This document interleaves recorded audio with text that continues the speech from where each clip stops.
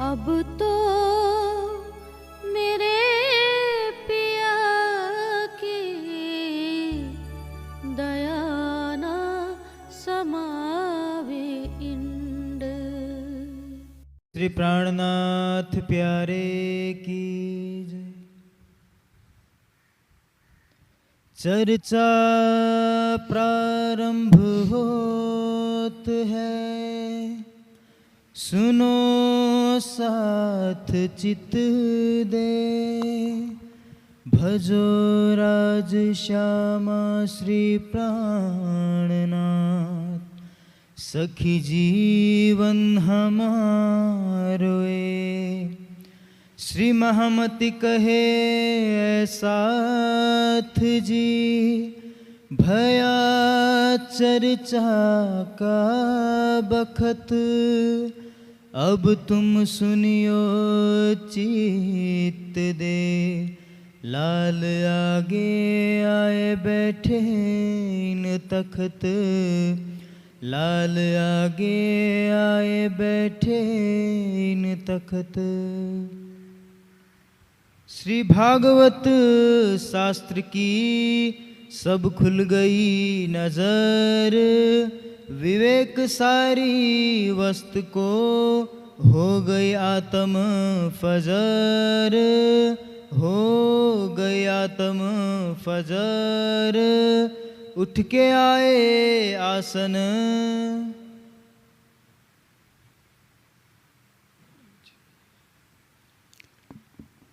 अक्षरातीत धामधनी श्री लालदास जी के तन से अपनी वितक लिखवा रहे हैं। प्रसंग है जब श्री देवचंद जी के धाम हृदय में श्री राज्य विराजमान हो जाते हैं तो उनको यहाँ से बैठे बैठे परम धाम तक सब कुछ साफ दिखने लगता है। जब तक हमारा दिल धनी का धाम नहीं होता तब तक हमारी आंखों के सामने माया रहती है, मायावी जगत दिखता है, शरीर दिखता है। जब अंतर्दृष्टि खुल जाती है तो परम धाम अनायासी दिखना शुरू हो जाता है। सभी धर्म ग्रंथों के भेद अपने आप स्पष्ट होने लगते हैं। श्री देवचंद जी के साथ ऐसे ही होता है। राज्य के विराजमान होने के पश्चात श्री देवचंद जी अपने घर आते हैं। अब अंदर में जब श्री राज्य का आवेश स्वरूप विराजमान है तो जागनी लीला का प्रारंभ तो होना ही है। राज्य की प्रेरणा से श्री देवचंद जी अगले दिन श्याम जी के मंदिर के आगे कुछ दूरी पर खड़े हो जाते हैं, जहाँ गांगजी भाई भी उनके साथ कथा सुना किया करते थे। उधर से आते हैं गांगजी भाई और इधर श्री देवचंद जी, दोनों में वार्ता प्रारंभ हो जाती है। दोनों चर्चा में इतने तल्लीन हो जाते हैं कि एक पनहारिन यानी पानी भरने वाली उधर से होकर गुजरती है तो देखते कि ये बातें कर रहे हैं। दोबारा आती है। उस जमाने में आजकल की तरह घरों में नल की फिटिंग नहीं हुई होती थी। जैसे हम आज घरों में बर्तन धोने वाली बाइयाँ रखते हैं, कपड़े धोने वाली बाइयाँ रखते हैं, पानी भरने वाली भी बाइयाँ या पुरुष रखे जाते थे। वो देख रही है कि ये दोनों इतनी चर्चा में तल्लीन है कि मैं पहली बार गई इधर से गुजरी तो दोनों बातें कर रहे थे। दोबारा गुजरती है तो देखती है कि ये दोनों खड़े होकर के बातें कर रहे हैं। तीसरी बार गुजरती है तो देखती है कि ये अभी भी खड़े होकर के बातें कर रहे हैं। कौन सी बातें कर रहे हैं? श्री देवचंद जी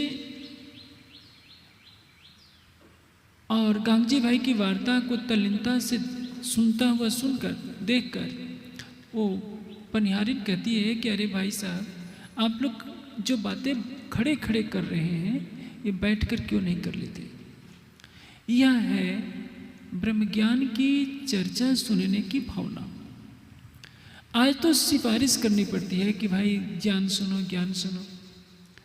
पहले तो ये ज्ञान सुनने को नहीं मिलता। नचिकेता ने कहा है, नचिकेता से यमाचार्य ने कहा कि हे नचिकेता, जो मैं तत्व ज्ञान तुमसे कहने जा रहा हूं यह पहले तो सुनाने वाला नहीं मिलता। सुनाने वाला मिल जाए, सुनने वाले नहीं मिलते। सुनने वाले हजारों में कोई इसको आचरण में लाने का प्रयास करता है, और जो आचरण में लाते हैं उनमें कोई ही परम तत्व को प्राप्त कर पाता है। अन्यथा सारा संसार क्या है? बहिर्मुखी है, बाहर भागा जा रहा है। किसी भी मेले तमाशे में आप जाकर देखिए, भीड़ लग जाएगी। जहाँ नाच गाना होगा, हजारों की लाखों की संख्या इकट्ठी हो जाएगी, लेकिन परम धाम का ज्ञान सुनाइए तो कोई नहीं सुनना चाहता। श्री देवचंद जी ने शुरू में क्या किया, एक व्यक्ति को कहा कि भाई मैं तुम्हें परम धाम के मानिक पहाड़ का वर्णन सुनाता हूँ, सुनो। देखो, मानिक पहाड़ में 12,000 हवेलियाँ हैं। 12,000 हवेलियों में एक एक हवेली में 12,000 मंदिर हैं। एक एक मंदिर में 12,000 कोठरियाँ हैं। एक एक कोठरी में 12,000 अलमारियाँ हैं। एक एक अलमारी में 12,000 खाने हैं, और एक एक खाने में 12,000 तरह की मिठाइयाँ रखी हैं। तो कहता है कि बाबा जी, ये गोपड़े सुनने के लिए मेरे पास समय नहीं है, मुझे अपने काम करने दीजिए। यदि आप किसी से कहिए कि मर्यादा पुरुषोत्तम राम, योगेश्वर श्री कृष्ण, हनुमान सभी महापुरुष हैं, और ये सारी सृष्टि नारायण से उत्पन्न हुई है। नारायण से परे निराकार है, निराकार से परे बेहद है, बेहद से परे अक्षर है, और अक्षर से परे वो अक्षरातीत है, जहाँ स्वलीला अद्वैत परब्रह्म की लीला हो रही है। तो लोग सुन करके कहेंगे कि आप कहाँ से ये सब जोड़ करके लाए। बहुत पुकार करूँ किस खातिर, ये तो सुपन स्वरूप बेहद वनज का होएगा साथी, सो एक लवे हो से टुक टुक। जो बेहद की आत्मा होगी, परम धाम की आत्मा होगी, वो इशारे मात्र से समझ जाएगी। अन्यथा सारी दुनिया जड़ पदार्थों की पूजा में लगी हुई है। महापुरुषों को सच्चिदानंद परमात्मा बना लिया। जो सच्चिदानंद परमात्मा है, जिसका कभी जन्म नहीं होता, जिसका कभी मरण नहीं होता, जिसके बाल बच्चे नहीं होते, वो तो क्षर अक्षर से परे अक्षरातीत है, लेकिन दुनिया उसको नहीं जानती। आप जहाँ भी जाइएगा, किसकी कथा होती है? रामायण की या भागवत की या शिव पुराण की कथा होगी। किससे कहानियाँ हो रही हैं, लोग नाच रहे हैं, कूद रहे हैं, खा रहे हैं, पी रहे हैं। परमात्मा कौन है? परमात्मा कहाँ है? कैसा है? हम कौन है? आए कहाँ से हैं? शरीर और संसार को छोड़ने के पश्चात हमें जाना कहाँ है? इन प्रश्नों का उत्तर कौन पाना चाहता है? किसको तड़प लगती है कि हमें परमात्मा का साक्षात्कार हो जाए, हमारी आत्मा भवसागर से पार हो जाए। इसलिए यह संसार जो जीवों का समूह है, माया से उत्पन्न हुआ है। स्वर्ग और वैकुंठ को पाने के बाद सोचता है कि यही सब कुछ है। जब महाप्रलय होगा, स्वर्ग वैकुंठ नहीं रहेंगे तो कहाँ जाएगा, इसके बारे में सोचने की किसी को फुर्सत नहीं है। ये तो दुनिया तो इतनी सोचती है कि मिठाई का पैकेट ले जाओ, हनुमान जी के मंदिर में चढ़ा दो, करोड़पति बन जाओ, बस और क्या लेना देना। या दुर्गा जी को खुश कर लो, काली माता को खुश कर लो। लेकिन आत्मा क्या है, परमात्मा क्या है, इस पर कोई बिरला ही सोचना चाहता है। अब श्री देवचंद जी गांगजी भाई से प्रश्न करते हैं कि गांगजी भाई, इतने साल से तुम भी भागवत सुन रहे हो, यह तो बताओ। कांजी भट्ट वर्णन करते हैं कि 14 लोकों का ब्रह्मांड है, अष्ट आवरण का भी वर्णन करते हैं, और ये भी बताते हैं कि महाप्रलय में सब कुछ नष्ट हो जाता है। जब सब कुछ नष्ट हो जाता है तो 14 लोक भी नष्ट हो जाना चाहिए, और 14 लोकों के अंदर वैकुंठ लोक भी नष्ट होना चाहिए। फिर वैकुंठ निराकार से आगे का ज्ञान तो वो देते नहीं है। जब सुनी पार की बान, तब भई धनी की पहचान। जब देवचंद जी के मुख से ऐसा अलौकिक ज्ञान सुनते हैं गांगजी भाई, तो उनको पहचान हो जाती है कि देवचंद जी तो मेरे बाद आए हैं। देवचंद जी से पहले मैं कांजी भट्ट से भागवत की कथा सुनते ही आ रहा हूँ, लेकिन ये जो प्रश्न बार बार मुझसे देवचंद जी करते हैं, लगता है कि ये ज्ञान तो कांजी भट्ट के पास भी नहीं है। इनके अंदर कोई अलौकिक स्वरूप है जो ये अलौकिक ज्ञान की बातें कह रहा है। अब जैसे जैसे पात्र देखते गए, देवचंद जी गांगजी भाई को अपना सारा भेद बताते गए। कैसे उमरकोट में उनका जन्म हुआ, बारात के पीछे पीछे जाते समय कैसे उनको राजी ने पहली बार दर्शन दिया, भोजनगर में चितवनी में दोबारा दर्शन हुआ, और तीसरी बार इसी नौतनपुरी में श्याम जी के मंदिर में कैसे राज्य ने दर्शन दिया, उनके धाम हृदय बैठे। जब पात्र देखा तब बताया। संसार में हर कोई पात्र नहीं बनता। 12,000 ब्रह्मात्माओं के अंदर इंद्रावती जी को ही राज्य ने अपनी शोभा दी। आप कह सकते हैं तब तो राज्य ने पक्षपात किया। राज्य पक्षपात कभी नहीं करते हैं। सूर्य सबके लिए है, चंद्रमा सबके लिए है, दिशाएं वस्त्र ये वायु जल सबके लिए है, लेकिन करनी माफक कृपा, कृपा माफक करनी, ये माफक 2 अंकुर के। जैसे आप करनी करेंगे वैसे ही आपको फल मिलेगा। राज्य न किसी को दुखी करते हैं न किसी के साथ पक्षपात करते हैं, वो तो सबके लिए बराबर है। लेकिन रास में इंद्रावती जी ने कृष्ण का अभिनय किया, और कृष्ण का अभिनय करके अपना सर्वस्व त्याग किया, इसलिए जागनी लीला में इंद्रावती जी को ही राज्य कहलाने की शोभा मिली, अन्य किसी को शोभा नहीं मिली। खटुती में इंद्रावती जी की आत्मा कहती है कि सुंदर साथ जी, आपको मैं वशीकरण मंत्र सिखा देती हूँ, लेकिन मेरा दावा है कि सीख करके भी आप उसको आचरण में नहीं ला पाओगे। मैंने राज्य को प्रेम के पिंजरे में तोता बना कर रखा है, लेकिन आप नहीं ला पाओगे। चुनौती देकर कहती है, और बात भी सही है। 400 वर्ष बीतने वाले हैं श्री महाराज जी के तन को इस संसार में प्रकट हुए। 400 साल में ऐसा कोई व्यक्तित्व नहीं हुआ जो श्री महाराज के जीव की बराबरी कर सके। जो हफ्से में उन्होंने विरह किया, 6 महीने में राज्य को अपने धाम हृदय में बसा लिया, कौन करता है? आप देखेंगे अभी आपको आजकल में भी तक सुनने को मिलेगी श्री महाराज कितनी कठोर साधना करते हैं, कैसे अरब जाकर के कष्ट झेलते हैं, चारों तरफ से आरोप लगते हैं, फिर भी धैर्य बना हुआ है। हम सुंदर साथ का तो ईमान बालू की दीवार की तरह जरा सी बात होती है, माया का एक झोंका आता है, हमारा ईमान ढह जाता है। लेकिन वो महाराज है, उस तन में अक्षरातीत को लीला करनी है। जाको लेत है मेहर में तय में पहले मेहरे बनावे बजोत। जिस तन से राज्य को लीला करनी होती है उस तन को उस योग्य बना देते हैं, उसके हृदय में वैसी निर्मलता ला देते हैं। परमहंस महाराज श्री रामतन दास जी से जागने कार्य लेना हुआ, कहाँ कहाँ भटकाया, कैसे कैसे तपाया, कितने कितने कष्ट झेलाए उस तन से। बाबा दयाराम से लेना हुआ, जिस जिस तन से उनको सेवा लेनी होती है उस तन के अंदर वैसी योग्यता डाल देते हैं, वैसी निर्मलता डाल देते हैं। इसलिए किसी को यह कहने का अधिकार नहीं है कि राज्य हमको वैसा क्यों नहीं बना देते, इंद्रावती जी को क्यों बना देते हैं। मेहर सब पर महबूब की पर पावे करनी माफक। राज्य की कृपा सब पर बराबर होती है, लेकिन कोई करनी के अनुकूल ही होता है। ऐसी स्थिति देखने को मिलती है। कई बार ऐसी प्रवृत्ति पाई जाती है शिष्य समूह में भी। द्रोणाचार्य के ऊपर भी यह बात रखती थी कि अर्जुन ही प्रिय क्यों है। चाणक्य के ऊपर भी आरोप लगा, उनके ही शिष्यों ने कहा कि आचार्य जब देखो तब चंद्रगुप्त का ही नाम लेते हैं, सबका नाम क्यों नहीं लेते।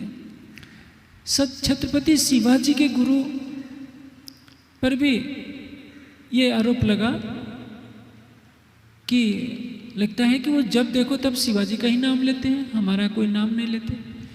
याज्ञवल्क्य पर भी आरोप लगा कि याज्ञवल्क्य जब देखो तब जनक का नाम लेते हैं, हमारा नाम ही नहीं लेते। जनक तो राजा हैं, हम दिन रात इनके आश्रम में रहते हैं, सेवा करते हैं, हमारा नाम नहीं लेते। लेकिन जब शिवाजी के गुरु समर्थ गुरु रामदास ने कहा कि भाई देखो मुझे घाव हो गया है, इस घाव को जो पी लेगा वो तो मर जाएगा, लेकिन मैं बच जाऊंगा। कोई नहीं आया, सारे शिष्य किनारे हो गए। शिवाजी को आवाज़ दी गई, शिवाजी भागे हुए आए, कहा कि गुरुदेव कहाँ है फोड़ा। वहाँ तो उन्होंने चुपके से आम दबा रखा था, लेकिन किसी को पता नहीं था। शिवाजी मना करते करते फोड़े का था, वहाँ कपड़ा बांध रखा था, वो चूसने लगे। और वो तो क्या था, वो तो शिष्यों के सामने परीक्षा लेनी थी। सारे शिष्यों ने देखा कि हम तो दिन रात भले ही पाँव दबाते हों, जब परीक्षा के समय आया तो सारे भाग गए, शिवाजी उस परीक्षा में पास हुए। उसके बाद समर्थ गुरु रामदास ने कहा कि शिवा, मेरा आदेश है, जाओ सिंघनी का दूध लाओ। सिंघनी का दूध दुहना कितना कठिन होता है, सीधे मृत्यु को निमंत्रण देना होता है।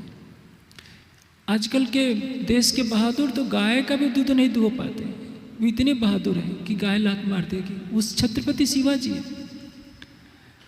सिंघनी के पास जाकर कहते हैं कि माता, गुरुदेव ने दूध मंगाया है और मुझे तुम्हारा दूध दुहना है।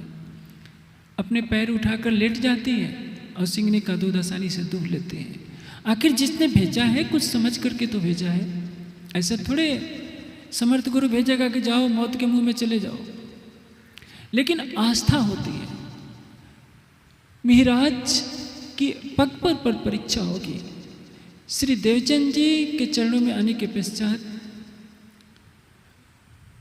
सभी संघर्षों से उन्हें गुजरना पड़ेगा। अभी तो श्री देवचंद जी के तन से होने वाली लीला का प्रसंग चल रहा है।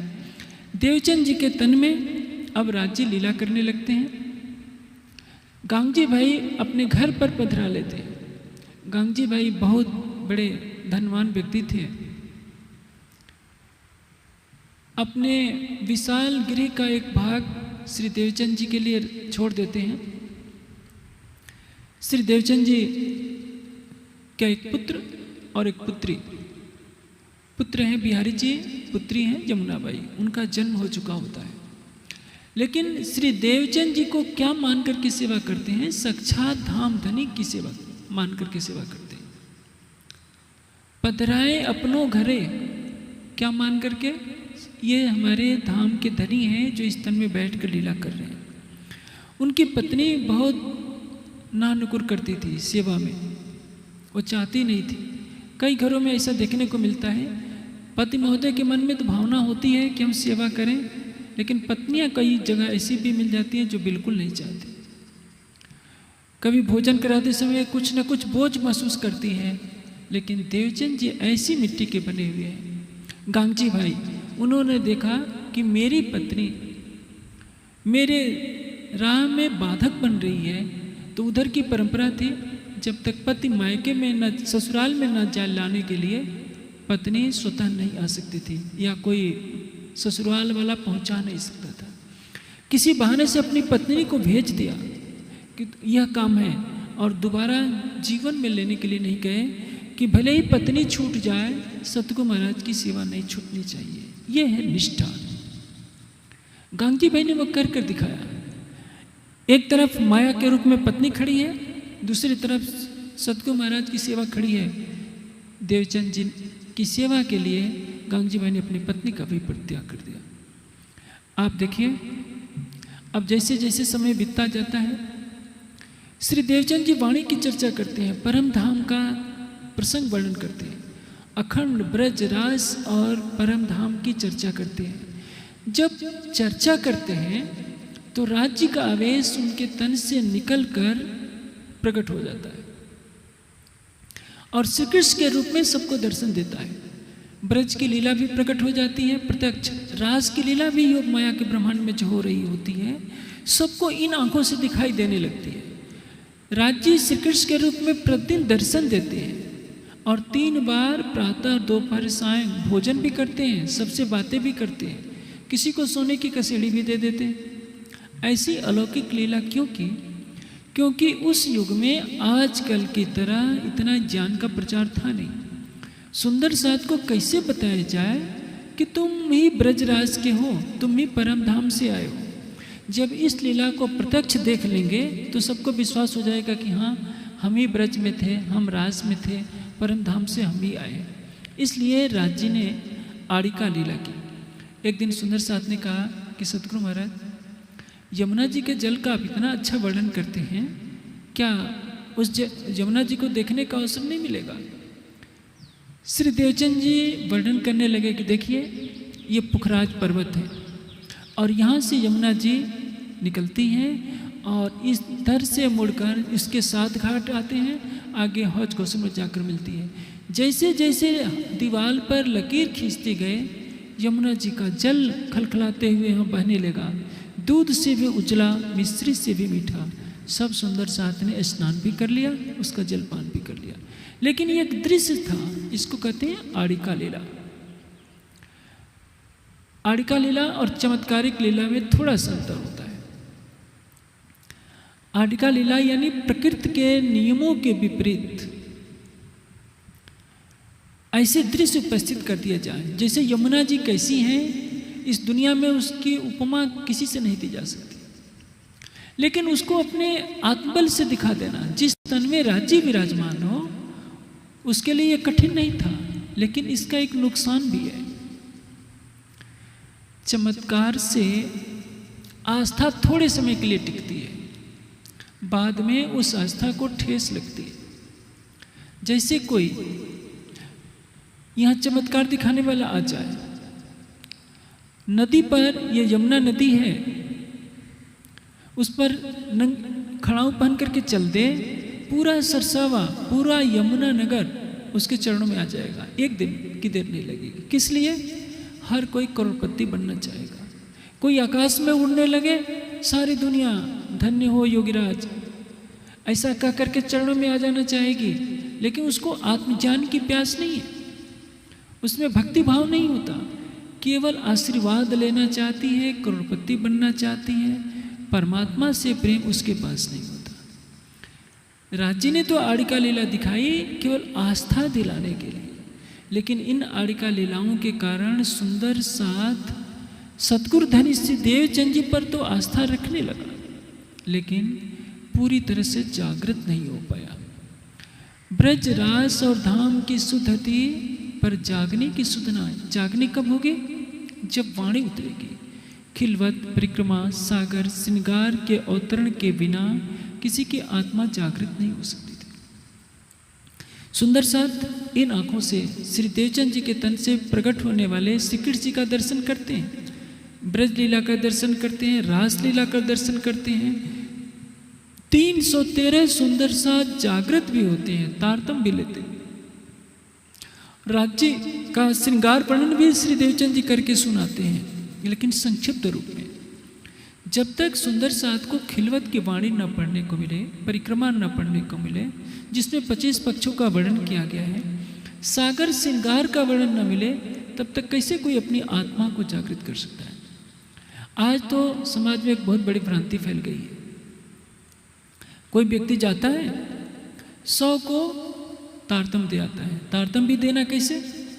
कान में फूंक मार देते हैं और गले में लकड़ी की माला पहना देते हैं, कहते हैं कि हमने 100 की आत्मा जागृत कर दी। यदि गले में लकड़ी बांधने से आत्मा जागृत हो जाएगी, तो सिर पर तुलसी का गट्ठर बांध देने से क्या होगा? ऐसा नहीं है। वाणी में कहीं नहीं लिखा है, वितक में कहीं नहीं लिखा है, चारों वेदों में कहीं नहीं लिखा है कि तुलसी की माला मात्र पहनने से और 6 चौपाइयों का तारतम याद कर लेने से हमारी आत्मा जागृत हो गई। हमने तो वैष्णवों के सारे संस्कार ले लिए। जब तक हमारी सुरता परम धाम में प्रवेश नहीं करेगी, युगल स्वरूप को देखेगी नहीं, तब तक हमें जागृत कहलाने का कोई अधिकार नहीं है। श्रृंगार के 4थे प्रकरण में कहा गया है, वह है आत्म का फरमोशी से जागे का प्रकरण। ऐसा आवत दिल हुक्मे यों इसके आत्म खड़ी होए, हक सूरत दिल में चुभे, तबरू जागी अंग देखो सोई। आत्मा का जगना क्या है? हक की सूरत का दिल में चुभ जाना। जब हम आंखें बंद करके बैठे, शरीर स्थिर हो जाए, हमारी आत्मा यह मानने लगे कि मैं परात्म स्वरूपा हूँ, मेरा रूप रंग श्यामा जी जैसा है, और उसको राज्य श्यामा जी के एक एक अंग की झलक दिखाई देने लगे। हस्त कमल ऐसे हैं, चरण कमल ऐसे हैं, मुखारविंद ऐसा है, होठ ऐसा है, हृदय कमल ऐसा है, तब उसको ये कहने का अधिकार है कि अब मेरी आत्मा जागृत हो गई। ज्ञान दृष्टि जब जागनी होती है, वो अभी अधूरी जागनी होती है। ज्ञान और प्रेम एक दूसरे के पूरक हैं। ज्ञान का प्राण है प्रेम, और प्रेम का प्राण है ज्ञान। एक को हटा दीजिए तो दूसरा अधूरा हो जाएगा। वाणी का ज्ञान नहीं रहेगा तो आपको कोई बताने वाला नहीं है। परम धाम क्या है, हम कौन है, आए कहाँ से। जब परम धाम की ब्रह्मवाणी नहीं थी, न ब्रज में न रास में, तो किसी को पता नहीं था।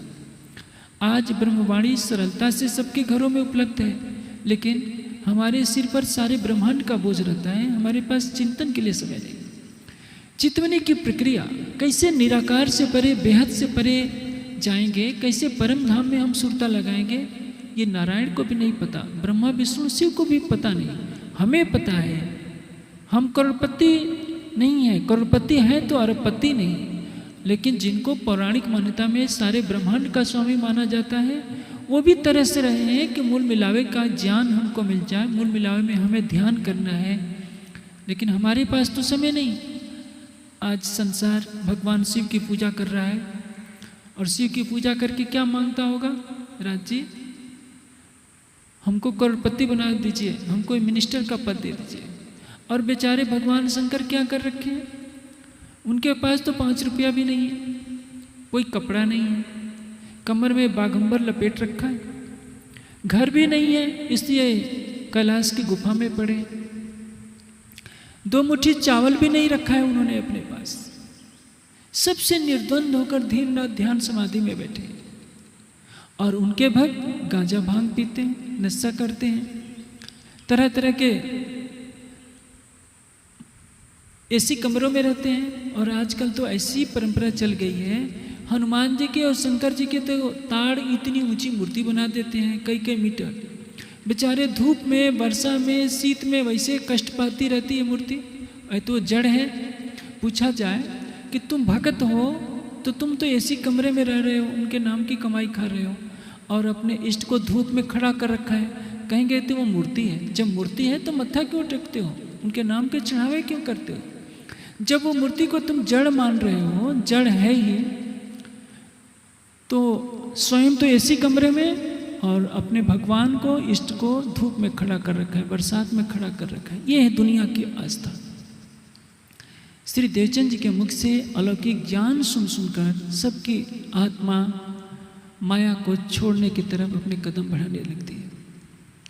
लेकिन जागने का उत्तरदायित्व कब पूरा होना है? जागने लीला वैसे 1638 से 1752 तक 120 साल जोड़े जाते हैं, लेकिन वास्तव में तब तक जागने का प्रारंभ नहीं हो सकता जब तक कि परम धाम की वाणी का अवतरण न हो जाए।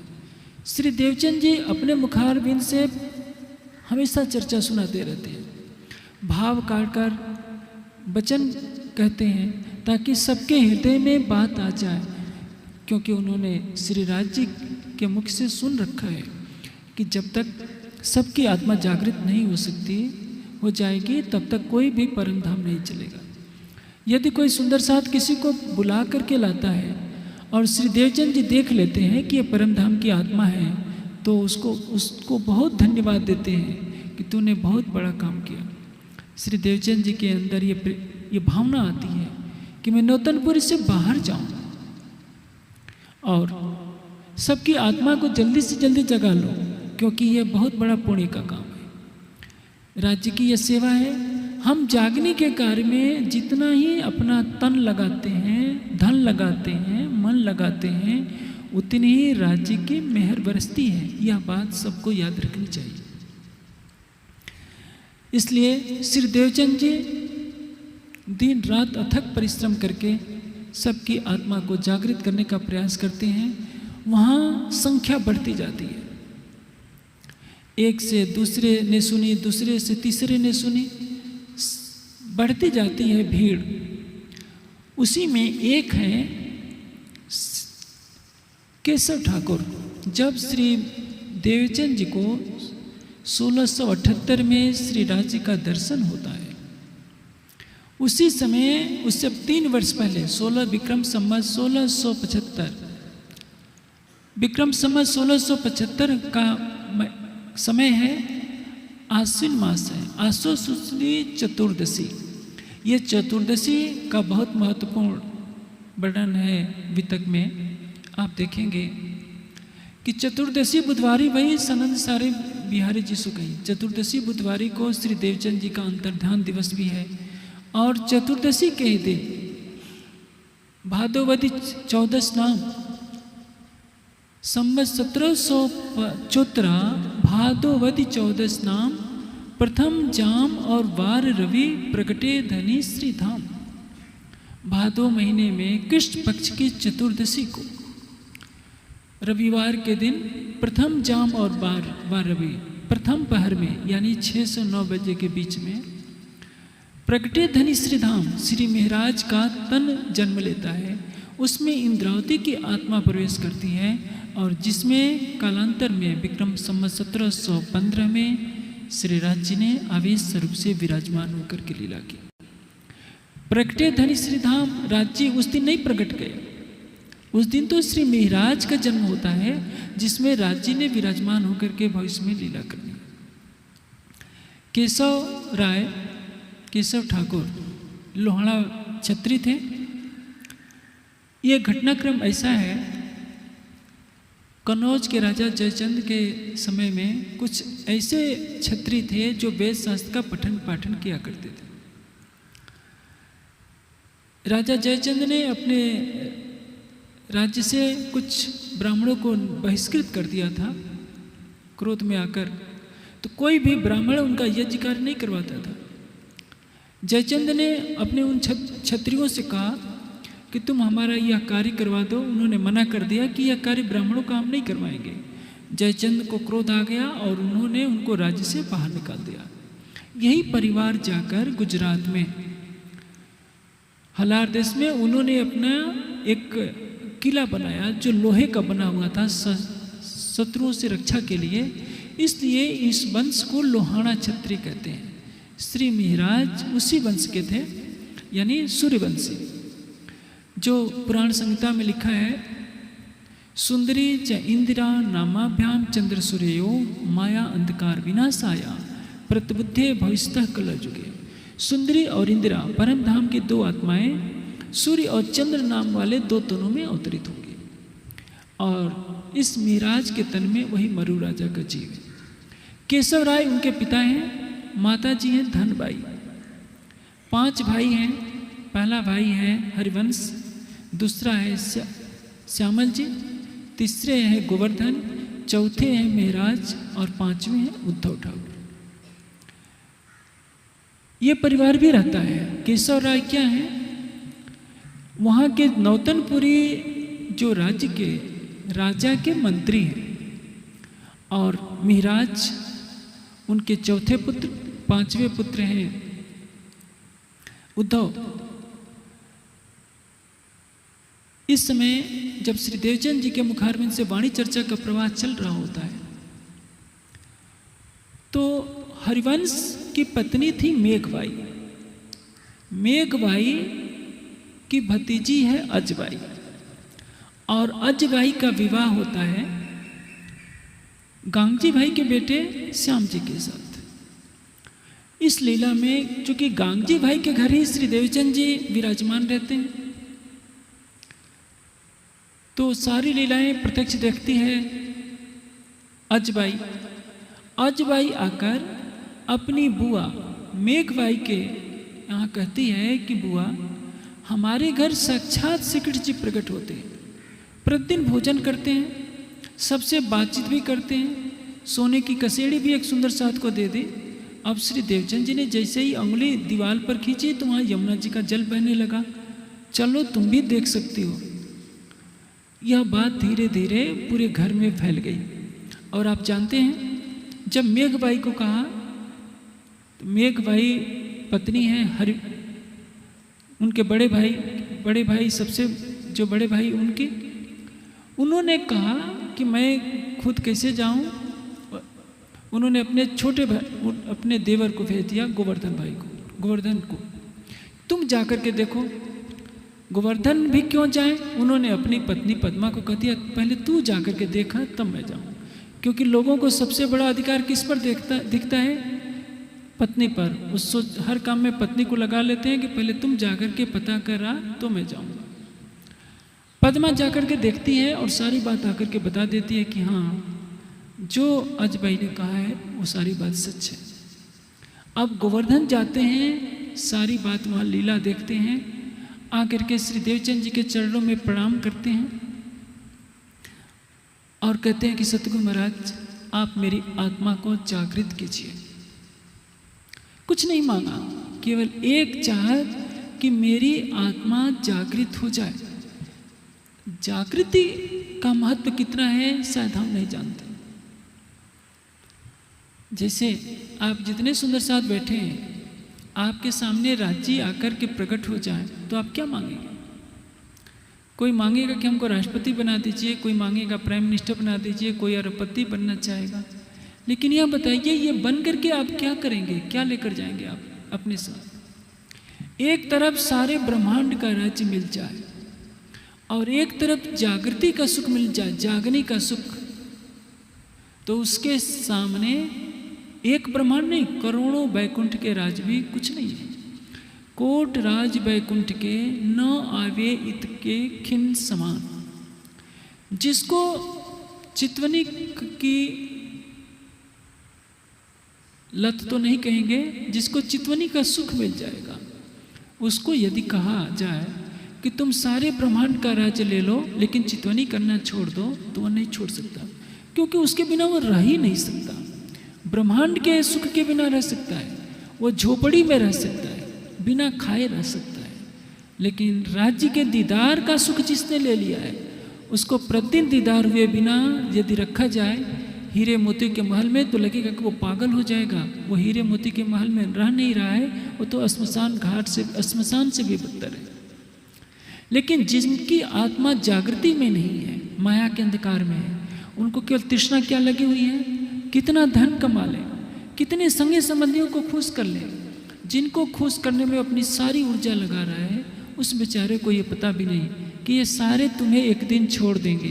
ये केवल चिपके हुए हैं तुम्हारे से केवल धन लेने के लिए, और श्मशान घाट में जाने तक प्रिय बने हुए हैं। जिस दिन श्मशान में शरीर जलाया जाएगा, सब लोग पीछे हट जाएंगे। साल में एक बार कभी कभार भूले भटके याद कर लेंगे। हर व्यक्ति का अपना परिवार है, अपना सुख है। प्राणी न जाने कहाँ से अपने कर्मों का फल लेने के लिए परिवार में आकर के टपक जाता है। कोई पुत्र बनता है, कोई पिता बनता है, कोई पत्नी बनता है, कोई पति बनता है। सब एक दूसरे का रिश्ता निभाते हैं। परमात्मा से क्या रिश्ता है, इसको तो कोई बिरला ही जानता है। इसलिए जब श्री देवचंद जी के पास गोवर्धन भाई जानते हैं, तो गोवर्धन भाई के अंदर परम धाम की आत्मा है, मिहिराज के अंदर परम धाम की आत्मा है, और जो पांचवा छोटा भाई है उद्धव, उनके अंदर परम धाम की आत्मा है। जो पहला भाई है हरिवंश और दूसरा है श्यामल जी, दोनों के अंदर कोई परम धाम की आत्मा नहीं। तो अब गोवर्धन भाई जाते हैं 4-5 दिन और आकर के वो सारा वर्णन सुनाते हैं। उस समय मिहिराज की उम्र केवल 12 वर्ष 2 महीना 10 दिन की हुई रहती है। जब गोवर्धन भाई जाते हैं तो उस समय मिहिराज की उम्र 12 वर्ष 2 महीना 5 दिन की रही होती है। 3-4 दिन आकर के जैसे गोवर्धन ने वर्णन किया कि सचमुच मैंने वहाँ देखा, जब सद्गुरु महाराज चर्चा करते हैं तो राज्य का आवेश स्वरूप प्रकट हो जाता है। कृष्ण जी के रूप में सबसे बातें करता है, सबको प्रत्यक्ष दर्शन मिलता है। इन आँखों से ब्रज की लीला देखने को मिलती है, रास की लीला देखने को मिलती है। अब उस तन में वही इंद्रावती की आत्मा है जिसने रास के अंदर राज्य को नाको चुन चबवा दिया था। आत्मा अंदर से तड़पती है अपने प्राणेश्वर के दर्शन के लिए। मिहिराज 12 वर्ष के, 12 वर्ष 2 महीने की अवस्था है। आज के छोटे बच्चों को हम 12 वर्ष में क्या करते हैं, माताएं 8 बजे तक सुलाती रहेंगी लाड में, और वो माताएं सबसे बड़े शत्रु हैं अपने बच्चे की, जो कहती हैं कि बेटे सोते रहो, अभी तो आज रविवार का दिन है, तुम सो लो। वो माता माता नहीं है, वो पिता पिता नहीं है। यह हमारा उत्तरदायित्व है बच्चों को धार्मिक संस्कार देना, उनको आलसी न बनने देना। हम अपने बच्चों को आलसी बनाएंगे तो हम सबसे बड़े शत्रु हैं। वो आचार्य नहीं कहला सकता, वो माता पिता नहीं है जो अपने बच्चों में धार्मिक संस्कार न दें, उन्हें पुरुषार्थी न बनाएं। उनको कोमल गद्दों में सुला कर हम यदि आलसी और अकर्मणी बना देते हैं उनके पूरे भविष्य को बर्बाद कर देते हैं। अब मिराज सुनकर भला कैसे रह सकते हैं? वे अपने भ्राता से कहते हैं कि मुझे भी चलना है सद्गुरु महाराज के दर्शन करने। गोवर्धन कहते हैं कि तू अभी छोटा है, तुम्हें जाने का अधिकार नहीं। लेकिन अंदर जब हृदय व्याकुल हो जाता है तो कहते हैं कि नहीं मैं भी चलूँगा साथ में। फिर भी हाथ छुड़ा करके जब जाने लगते हैं, मिराज उनको हाथ पकड़ते हैं कि नहीं मैं जाऊँगा, तो जबरन हाथ छुड़ा करके गोवर्धन चले जाते हैं। लेकिन मिराज भी दृढ़ संकल्प के पक्के हैं, पीछे पीछे रोते हुए चले जाते हैं। अब देखिए, एक आत्मा है जिसको मना भी किया जा रहा है तो भाग करके आती है। इतना बड़ा सरसावा नगर है, छोटा सा कस्बा ही कहिए, छोटा सा नगर, कितने सुंदर साथ है, सुनने के लिए आते हैं। आसपास के इलाकों से भी कितने लोग आते हैं। यदि मैं यही भी तक गुजरात में करूं तो मैं समझता हूं कम से कम 1000 की संख्या तो आ ही जाएगी, कम से कम। गुजरात में मैंने सवेरे कहीं और चर्चा की है, दोपहर को कहीं और की है, रात शाम को कहीं और की है। हर जगह 700-800 की संख्या इकट्ठी हो ही जाती है। लेकिन इधर समझ में नहीं आता, लोगों को धर्म से कम प्रेम है, जबकि ये धरती हिमालय की तराई की है, गंगा यमुना का किनारा है। फिर भी आज समय के प्रवाह में धर्म का प्रचार न होने से इतने माया ने असर कर डाला है कि यहाँ के लोगों में धर्म के प्रति भावना कम रह गई है। अब वो मिराज बाहर रो रहे होते हैं, किसी तरह से उनको सांत्वना देकर गोवर्धन कहते हैं कि तुम यहीं रहो, मैं पूछ करके सद्गुरु महाराज से आता हूँ, तब तुमको अंदर ले चलूँगा। गोवर्धन जाते हैं, सद्गुरु महाराज के चरणों में प्रणाम करके कहते हैं कि गुरुदेव सद्गुरु महाराज, मेरा छोटा भाई मना करने पर भी रोते रोते आ गया है। यदि आपकी स्वीकृति हो तो मैं आपको आपके चरणों में उसको लाऊंगा। सद्गुरु धनी देवचंद जी कहते हैं कि जब बच्चा छोटी अवस्था में होता है तो निर्मल होता है। ध्रुव को 5 वर्ष की अवस्था में भगवान के चरण कमल प्राप्त हो गए थे, इसलिए तुम अवश्य लाओ।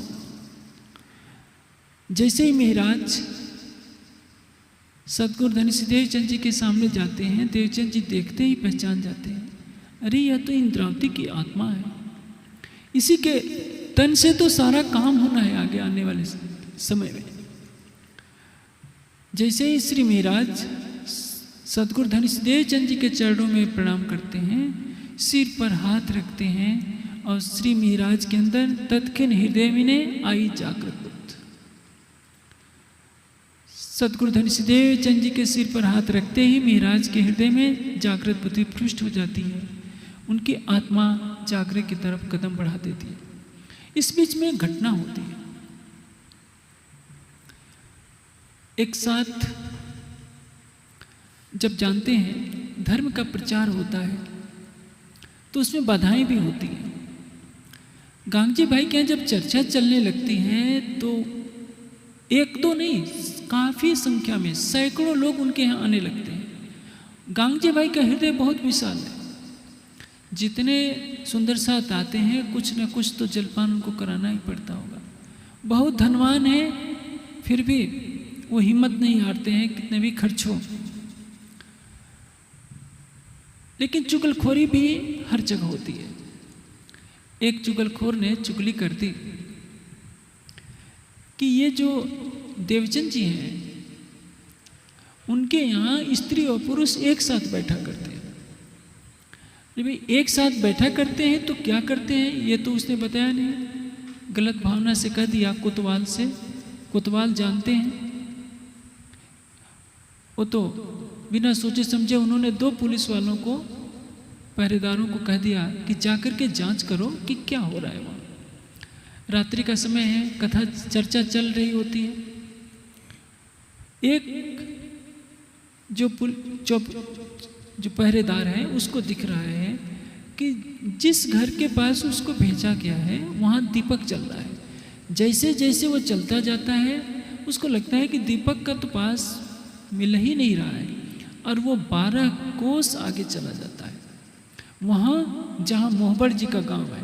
धरोल के उधर ये नौतनपुरी से आगे मोहबर जी के गांव में, जब वहाँ एक पानी भरने वाली महिला से पूछता है कि ये कौन सा गांव है, तो उसने कहा कि तुम लगता है नशे में हो क्या, ये मोहबर जी का गांव है।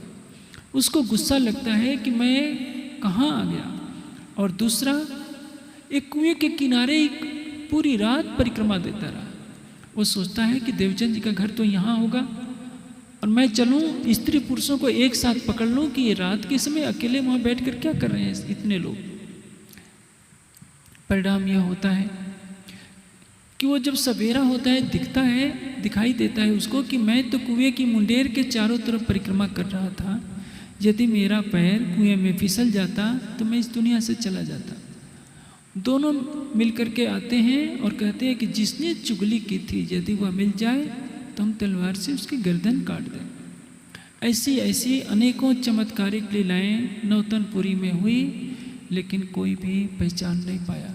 कौन पहचानेगा? जो परम धाम की आत्मा होगी।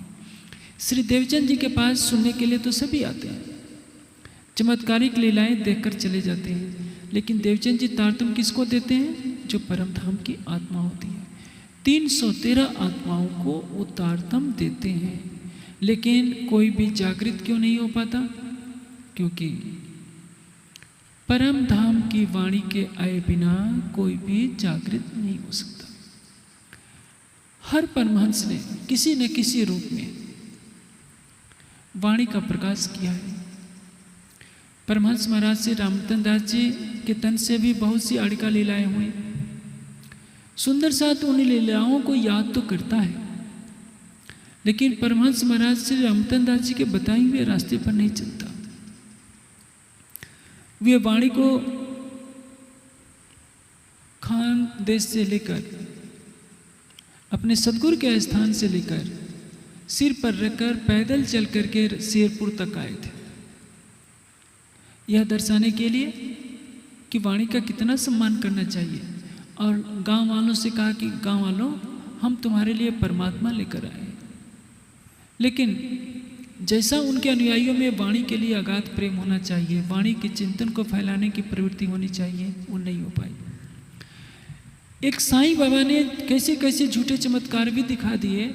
सीरियल ऐसा चल गया कि साईं बाबा के नाम पर पूरा हिंदुस्तान पागल हुआ पड़ा है। साईं बाबा के नाम के कितने मंदिर बन गए, चमत्कारों की कहानियाँ इतनी फैल गई। साईं बाबा ने किसी को परम धाम नहीं दिखाया, लेकिन उनके चमत्कारों को हिंदू समाज ने भुलाया।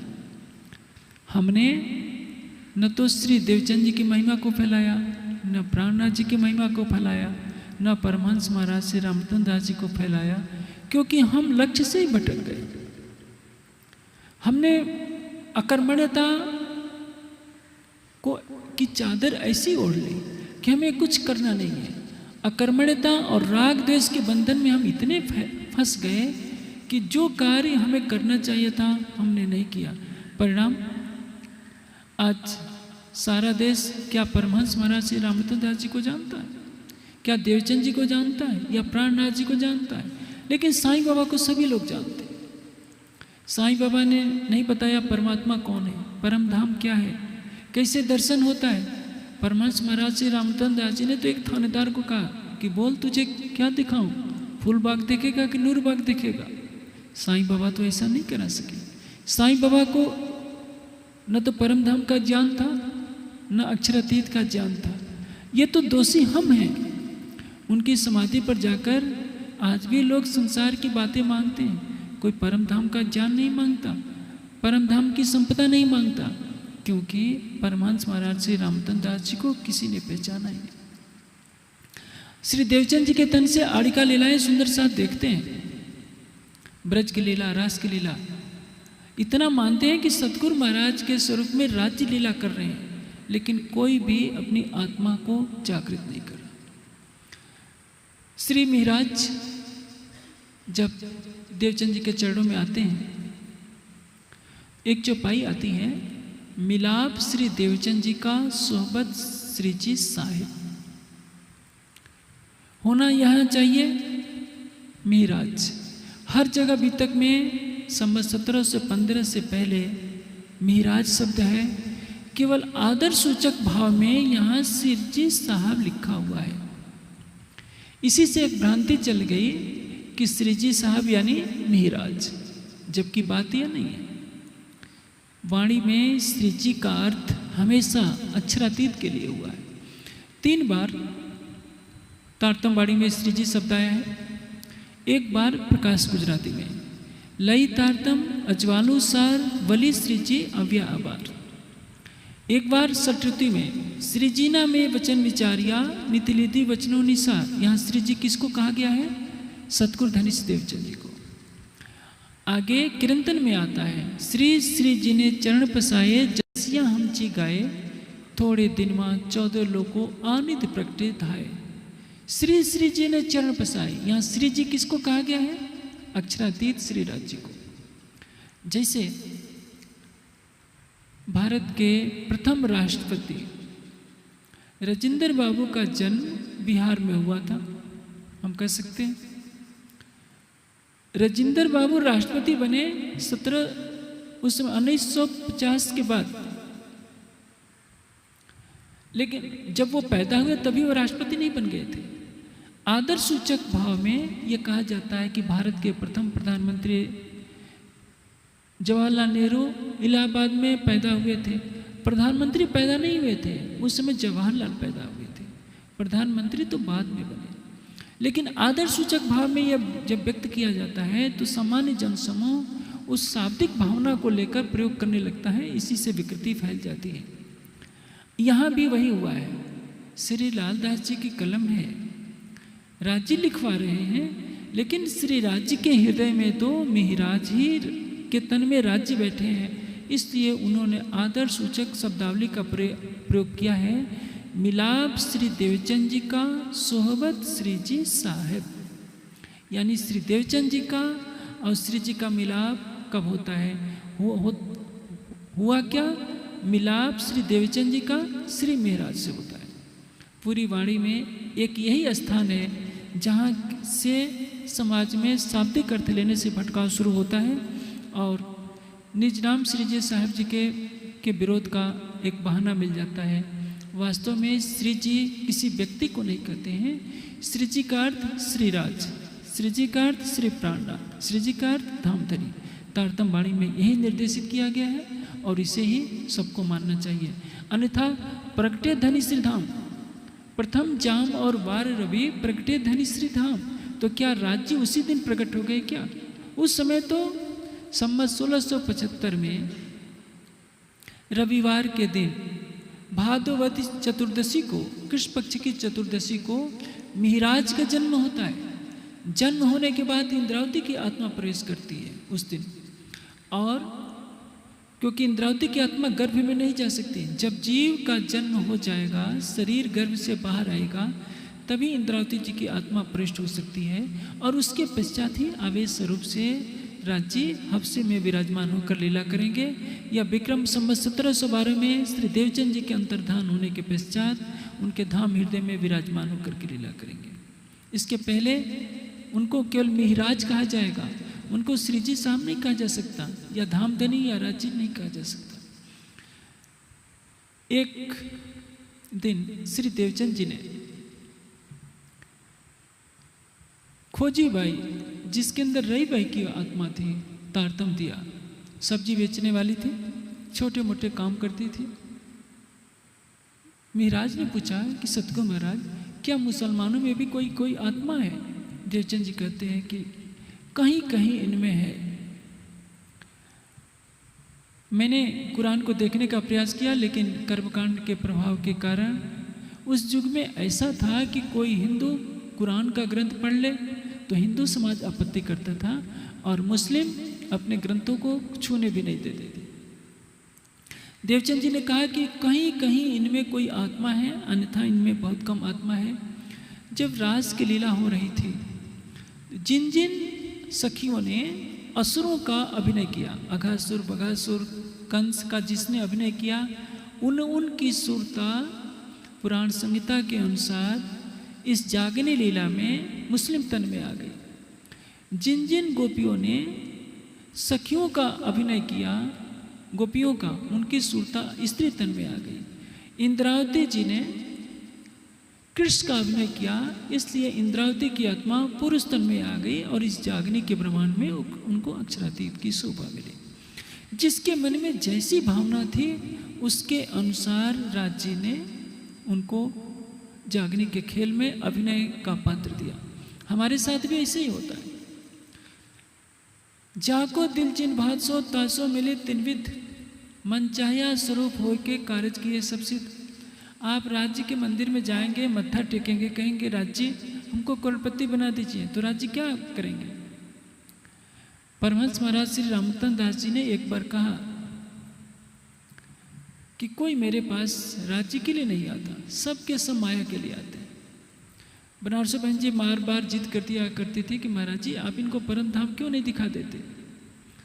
महाराज जी ने बनारसी बहन से कहा कि देखो आज सबको लाइन में खड़ा कर दो और आज जो मांगेगा मैं वो सब देने के लिए तैयार हूँ। और बनारसी बहन जी को पास बैठा लिया। कोई आता है कहता है कि महाराज जी मेरी बहू मेरे से नाराज रहती है, कोई कहता है कि मेरे बेटे की नौकरी नहीं लगी, कोई कहता है कि मेरा अभी पोता नहीं हुआ। एक ने भी नहीं कहा कि महाराज जी हमको परम धाम दिखा दीजिए, राज्य के बारे में बता दीजिए, हमारी आत्मा को जागृत कर दीजिए। जब सारी पंक्ति समाप्त हो गई तो महाराज जी ने हंसते हुए बनारसी बहन जी से कहा, देखा तूने इतने लोग थे, इतने सुंदर साथ, क्या किसी को राज्य की चाहत है? राज्य भी सारी लीला देख रहे हैं कि 40 लाख की संख्या में कितने सुंदर साथ हैं जो उनसे प्रेम करते हैं, कि उनको चाहते हैं।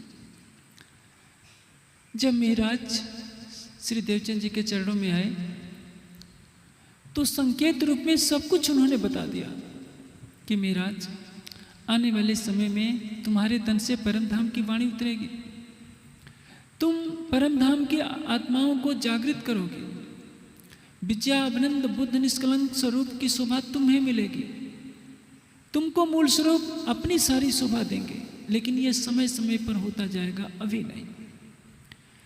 अब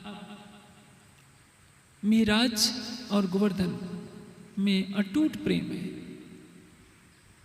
दोनों भाई साथ साथ आते जाते हैं। दो नाते हैं, परम धाम का भी नाता, दोनों के अंदर परम धाम की आत्मा है और दोनों संगे भाई भी है। साथ साथ आना, साथ साथ भोजन करना, साथ साथ चर्चा सुनने जाना। प्रेम इतना गहरा जाता है कि दोनों एक दूसरे के बिना कहीं रहते नहीं। एक दिन चर्चा सुन करके आ रहे होते हैं तो बड़ा भाई तो चला गया था हरिवंश ठाकुर बाहर दूसरे प्रदेश में किसी व्यवसाय के कार्य से। जो मझला भाई था श्यामल जी, कोरा से कोरा जीव हैं, हृदय में कठोरता की भावना है। देखा कि ये दोनों तो बाबा जी बन गए, घर का सारा काम मुझे ही करना पड़ता है।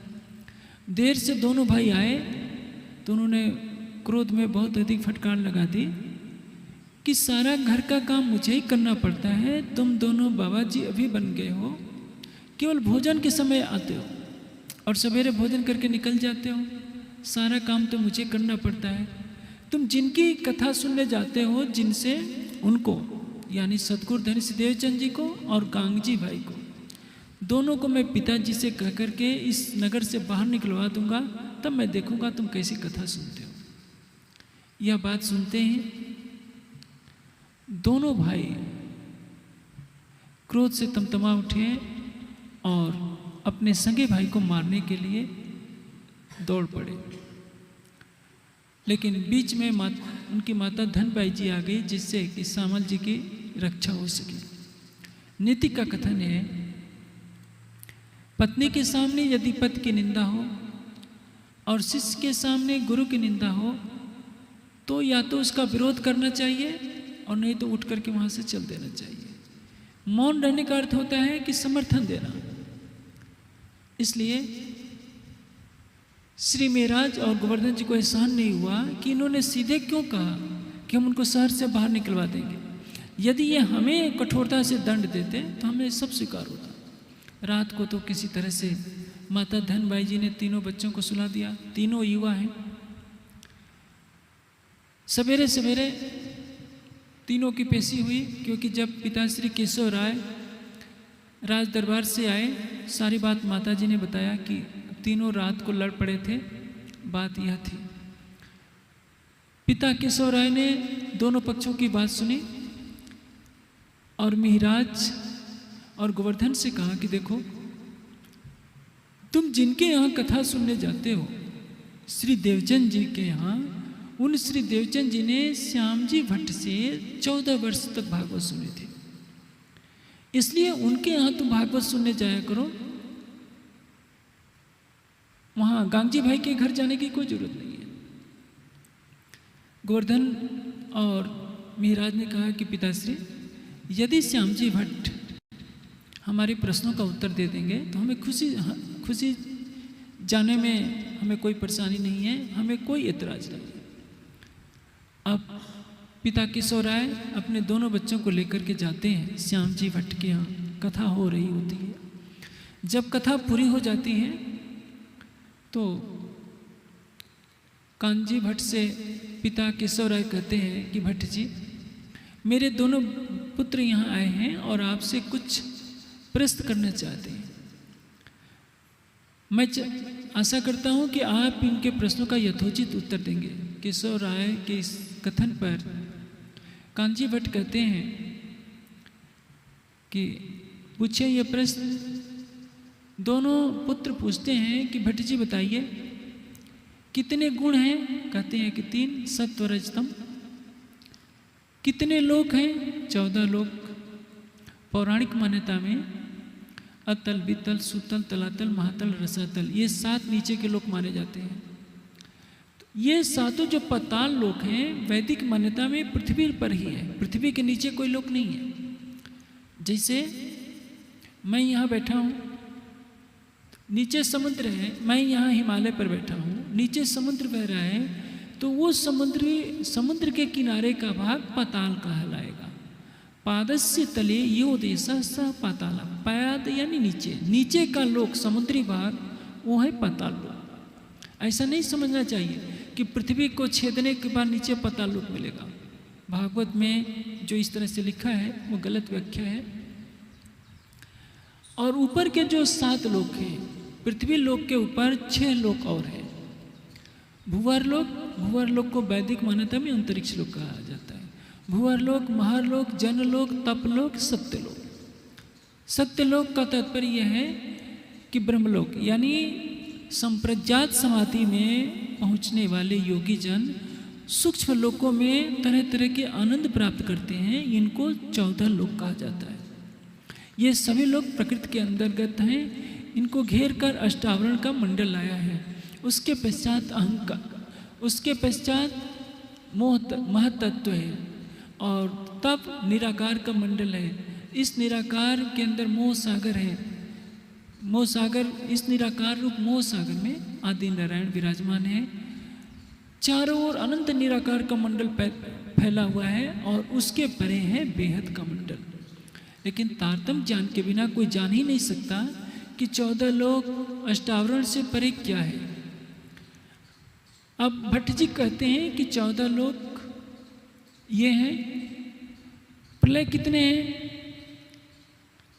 कहते हैं कि 4 प्रकार के प्रलय हैं। नित्य प्रलय, नैमित्तिक प्रलय, प्राकृत प्रलय और महाप्रलय। पौराणिक मान्यता में मैं चारों प्रलय के बारे में पौराणिक और वैदिक मान्यता आपको बता देता हूँ। नित्य प्रलय उसको कहते हैं हर वस्तु का रूप हर पल नष्ट हो रहा होता है। जैसे एक बच्चा देखिए, छोटे पर कुछ और होता है, जैसे जैसे उम्र बढ़ती जाती है उसमें परिवर्तन होता जाता है। आप मकान बनाते हैं, 6 महीने के बाद उसमें जीर्णता होनी शुरू होती है, साल भर के बाद और पुराना, 10 साल के बाद लगेगा नहीं कि यह चमकता हुआ कभी भवन था। यानी इस सृष्टि की हर वस्तु क्षरित हो रही है, इसलिए इसको नित्य प्रलय कहते हैं। नैमित्तिक प्रलय किसको कहते हैं? स्वर्ग तक का लय हो जाना। प्राकृत प्रलय किसको कहते हैं? महातत्व अहंकार तक का लय हो जाना। और महाप्रलय किसको कहते हैं? मोह सागर का लय हो जाना। लेकिन वैदिक मान्यता अलग है। वैदिक मान्यता में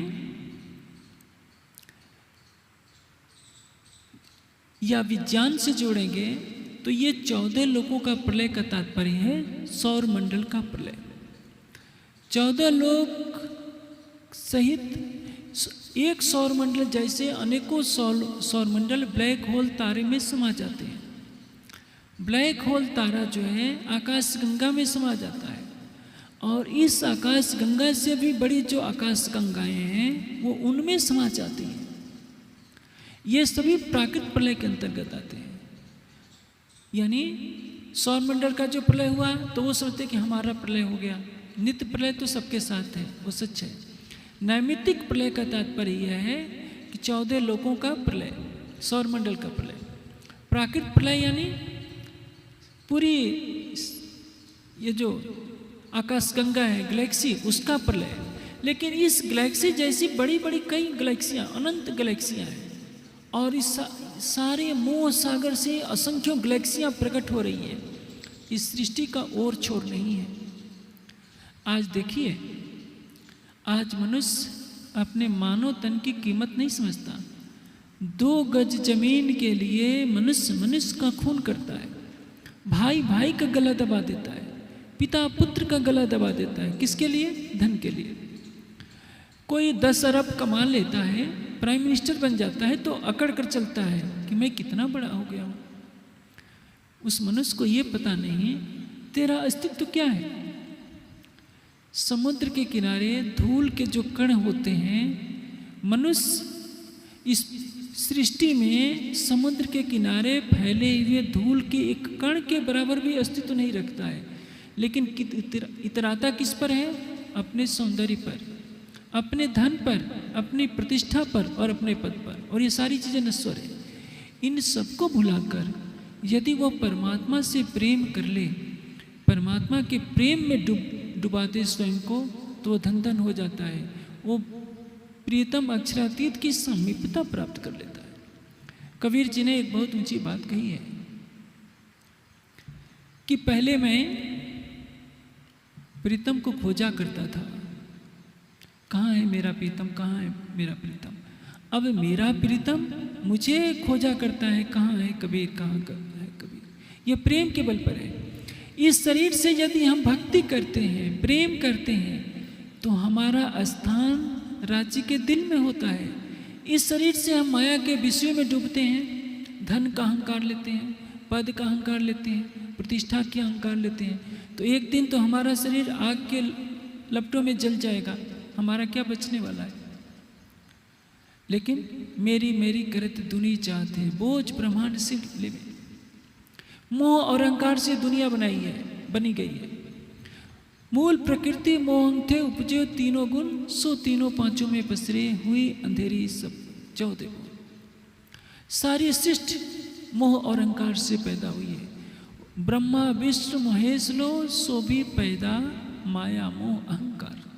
ये दुनिया है, सब माया के अंदर बने हैं, सबके तन माया में लय हो जाएंगे। इस मायावी जगत से परे बेहद क्या है, परम धाम क्या है, इसकी चाहत रखने वाला कोई बिरला ही होता है। अब 5 तत्वों के बारे में बता दिया, 3 गुणों के बारे में बता दिया, और 4 प्रकार के प्रलय में के बारे में बता दिया। दोनों भाई पूछते हैं कि भट्ट जी ये बताइए, महाप्रलय में 14 लोग लय हो जाएंगे? उन्होंने कहा कि हाँ। तो ये बताइए कि पारब्रह्म रूप जो परमात्मा है वो कहाँ रहता है? तो वो कहते हैं कि जो अक्षयवट वृक्ष है, अक्षयवट वृक्ष के पत्ते पर अंगूठे के बराबर रूप धारण करके परमात्मा रहेंगे। दोनों भाई कहते हैं कि यह बताइए, जब महाप्रलय में 5 तत्व 3 गुण रहेंगे ही नहीं, तो अक्षयवट वृक्ष कहाँ रहेगा? और अक्षयवट वृक्ष का वो पत्ता कहाँ रहेगा जिस पर परमात्मा वास करेंगे? तब भट्ट की शुद्ध बुद्ध चली जाती है, कहती है कि इस प्रश्न का उत्तर तो ब्रह्मा जी भी नहीं दे सकते। आप तारतम्य ज्ञान के प्रकाश में समझिए कि इसका आशय क्या है। तारतम्य ज्ञान न होने से धर्म ग्रंथों के आशय यथार्थ रूप में समझ में नहीं आते। कठोपनिषद में कहा गया है, अंगुष्ठ मात्र पुरुष मध्य आत्मने तिष्ठति। अंगुष्ठ मात्र, यह है अंगूठा। परमात्मा कैसा है? अंगुष्ठ मात्र पुरुष मध्य आत्मने तिष्ठत। आत्मा के अंदर अंगुष्ठ मात्र पुरुष विद्यमान है। आत्मा जिसको शास्त्रों में जीव कहा गया है, उसका परिमाण कितना बताया गया है? बालाग सतभागस्चा सतिधा कल्पितस्चा। एक बाल के 10,000 टुकड़े किए जाए, नोक के बाल के नोक के 10,000 टुकड़े किए जाएं, उससे भी छोटा है जीव। तो जीव, उतने सूक्ष्म जीव के अंदर जिसको किसी सूक्ष्मदर्शी से नहीं देखा जा सकता, अंगुष्ठ मात्र पुरुष कैसे व्यापक हो जाएगा, कैसे विराजमान होगा? उपनिषदों ने कहा, अंगुष्ठ मात्र पुरुष ज्योति इव अधूमका। धूम रहित ज्योति के समान अंगुष्ठ मात्र पुरुष है। अंगुष्ठ मात्र पुरुष का तात्पर्य क्या है? इसको एक अलंकारिक भाषा में व्यक्त किया गया है, इसको समझने की आवश्यकता है। जैसे शास्त्रों की भाषा अलंकारमयी होती है। कहा है संकल्पमयो पुरुष। पुरुष कैसा है? संकल्पमय। जैसे कोई भी व्यक्ति है, उनकी प्रशंसा में कहा जाए कि ये तो ज्ञान के सागर हैं। सागर तो बहुत बड़ा है। व्यक्ति का शरीर तो 6 फुट का होगा, अधिक से अधिक 7 फुट का होगा, लेकिन सागर के समान तो उसकी उपमा दी गई है। कहा जाता है कि ये तो आकाश से भी ऊंचे हैं, इनकी महानता तो आकाश से भी ऊंची है। किसी गांव में खुशी मनाई, कोई खुशी का माहौल हो तो क्या कहा जाता है? सारा गांव हंस रहा है। कोई दुख का माहौल होता है तो क्या कहते हैं? सारा गांव रो रहा है, सारा नगर रो रहा है। इसका तात्पर्य जगह जगह प्रसन्नता का वातावरण है या दुख का वातावरण है, तो अलंकारिक रूप में कह दिया जाता है कि सारा गांव हंस रहा है या सारा गांव रो रहा है। उसी तरह हमारा जो स्थूल हृदय है, जिसमें रक्त आता है और जाता है, फेफड़े में रक्त स्वच्छ होता है और हृदय की धमनियों में प्रवेश करता है, धमनियों से हृदय में, जिसमें आवाज़ होती रहती है। आपका हृदय हमेशा धड़कता रहता है। यदि यह धड़कन बंद हो जाए तो आपको मालूम है क्या किया जाएगा? आपको सीधे स्मशान घाट ले जाया जाएगा। आप सो रहे होते हैं तभी आपका हृदय धड़कता रहता है। उस स्थूल हृदय के अंदर सूक्ष्म हृदय है, जिसको आंखों से नहीं देखा जा सकता। सूक्ष्म हृदय यानी कारण शरीर, मन, चित्त, बुद्धि और अहंकार। बुद्धि इसमें नहीं होती है। मस्तिष्क अलग है, बुद्धि अलग है। जैसे बटन कहीं और लगा होता है, बल्ब कहीं और जलता है। बुद्धि मस्तिष्क का नियामक है। बुद्धि मस्तिष्क को नियंत्रित करती है। सबका मस्तिष्क एक जैसा होता है, लेकिन सबकी बुद्धि भी एक जैसी नहीं होती है। जिसकी बुद्धि पर सत्व रज तम में से जिसका आवरण जैसा होता है, मस्तिष्क उसके अनुसार क्रियाशील होता है। यानी बुद्धि नियामक है, कंट्रोलर है, और मस्तिष्क है उसका कार्यक्षेत्र। मस्तिष्क के जिस कोष का जो जितना विकास कर लेता है, बुद्धि का वह उतना प्रयोग कर लेता है। अपने मस्तिष्क की शक्ति को बढ़ाना और घटाना सब अपने हाथ में है। आपका मस्तिष्क ज्ञान की कितनी बातों को ग्रहण कर सकता है, ये सब आपके हाथ में है। लेकिन बुद्धि जो कारण है, कारण पदार्थ है, कारण शरीर के अंतर्गत आता है। बुद्धि महत् तत्व से जो उत्पन्न होता है, पहला पदार्थ वो है बुद्धि। मन, चित्त, बुद्धि और अहंकार, इसको कारण शरीर कहते हैं। कारण शरीर को हृदय भी कहते हैं। इसी को दूसरे शब्दों में दिल कहते हैं, अरबी भाषा में। तो स्थूल हृदय के अंदर जो हमारा रक्त संचार जिसमें होता है, हृदय धड़कता है। डॉक्टर लोग किसको देखेंगे? हृदय की धड़कन चल रही है कि नहीं। कारण शरीर से उनका कोई लेना देना नहीं। जब जीव को शरीर छोड़ना होता है तो सारे प्राण इकट्ठे हो जाते हैं, कारण शरीर के साथ जुड़ जाते हैं। कारण शरीर के साथ सूक्ष्म शरीर जुड़ जाता है। सूक्ष्म शरीर क्या है? 10 इंद्रियां और 5 सूक्ष्म भूत, शब्द स्पर्श रूप रसगंध, मन चित्त बुद्धि अहंकार, ये सब कारण और सूक्ष्म शरीर प्राण के साथ जुड़ जाते हैं और जीव शरीर में दूसरे शरीर में प्रवेश कर जाता है। भाव क्या है? स्थूल हृदय के अंदर सूक्ष्म हृदय है जिसके अंदर कारण शरीर है और उस कारण शरीर के अंदर जीव विद्यमान है। जीव के अंदर अंतर्यामी रूप से परमात्मा विद्यमान है। हमारी आत्मा किस पर बैठी है? जीव के ऊपर। आत्मा के धाम हृदय में राज्य रहते हैं, जीव के धाम हृदय में नारायण का वास होता है। इसलिए ये जो स्थूल हृदय है इसी को अंगुष्ठ मात्र के बराबर है।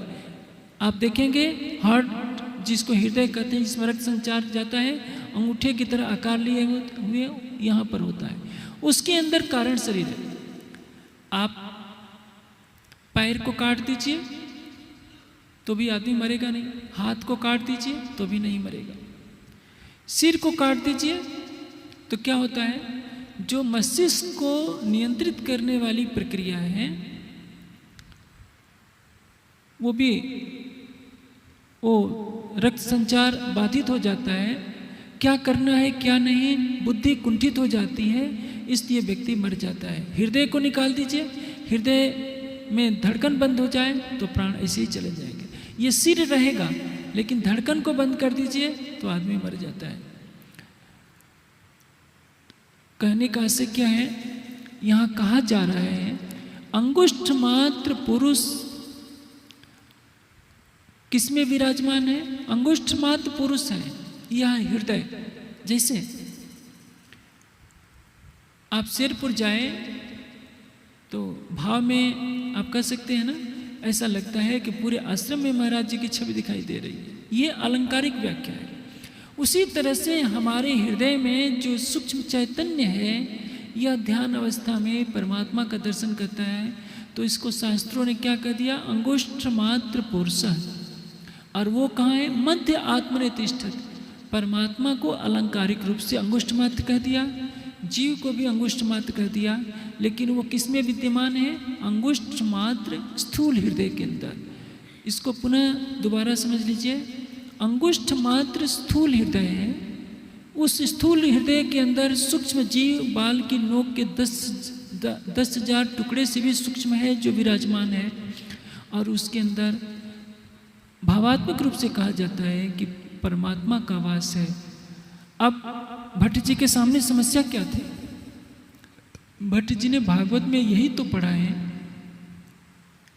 कि जब महाप्रलय होता है तो अक्षयवट वृक्ष बचा रहता है और उसके पत्ते पर नारायण रूप जो भगवान है बालक का रूप धारण करके अंगुष्ठ मात्र के बराबर, अंगूठे के बराबर रूप धारण करके पत्ते पर रहते हैं। पत्ता ताड़ता रहता है, चारों तरफ अंधकार फैला रहता है और फिर नई सृष्टि की रचना हो जाती है। ये भागवतकार की कल्पना है। इसका गुह्य रहस्य क्या है? वृक्ष क्या है? संसार रूपी वृक्ष कहाँ से पैदा हुआ है? मोह सागर से। मोह सागर में यह संसार रूपी वृक्ष पैदा होता है, यानी मोह सागर से इस ब्रह्मांड की उत्पत्ति होती है। पत्ता क्या है?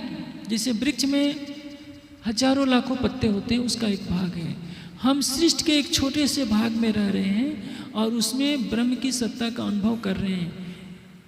परमात्मा पत्ते पर कभी क्यों रहेगा? जिसको अनंत सूर्यों से अधिक प्रकाशमान कहा गया है वो वृक्ष के एक पत्ते पर क्यों रहेगा? जो स्थूल वृक्ष है वो तो महाप्रलय में 5 तत्व का बना होता है, लय को प्राप्त हो जाएगा। जब 5 तत्व 3 गुण रहेंगे ही नहीं तो न वृक्ष रहेगा न पत्ता रहेगा, तो फिर परमात्मा का निवास कहाँ होगा? बिना तारतम्य ज्ञान के कोई भी बता नहीं सकता। आज पूरे देश में भागवत की कथाएं हो रही हैं। एक एक भागवत की कथा के आयोजन में लाखों रुपए पानी की तरह से बहाए जाते हैं, लेकिन बिना तारतम्य ज्ञान के कोई इन प्रश्नों का समाधान नहीं कर सकता कि महाप्रलय में जब 5 तत्व नहीं रहेंगे, 3 गुण नहीं रहेंगे, साम्य अवस्था वाली प्रकृति नष्ट हो, लय को प्राप्त हो जाएगी, तो अक्षयवट वृक्ष कहाँ रहेगा, और जो अंगुष्ठ मात्र पुरुष की जिसमें पत्ते के ऊपर रहने की बात कही गई वो कहाँ रहेगी। अब श्री कांजी भट्ट नतमस्तक हो जाते हैं, पिता से गदगद हो जाते हैं और दोनों भाइयों को पूरी छूट दे दी जाती है कि घर के काम काज से अब तुम्हारी पूरी तरह से छुट्टी है, तुम्हें जितनी कथा सुननी हो, जो करना हो करो, अब तुम्हारे ऊपर किसी तरह का प्रतिबंध नहीं रहेगा। दोनों भाइयों को छूट मिल जाती है। अब दोनों प्रगाढ़ प्रेम में लगे हैं, दोनों को एक ही तड़प है किस तरह से हमें राज्य मिले। दोनों नाते एक साथ जुड़े हुए हैं, परम धाम का भी नाता और इस दुनिया के सगे भाई होने का भी नाता। समय बीतता जाता है, समय का चक्र बहुत बलवान होता है। जब विक्रम संवत 1700 का समय होता है, गोवर्धन भाई का तन पूरा हो जाता है। उस समय महाराज की उम्र होती है 25 वर्ष। जब 20 वर्ष की अवस्था होती है,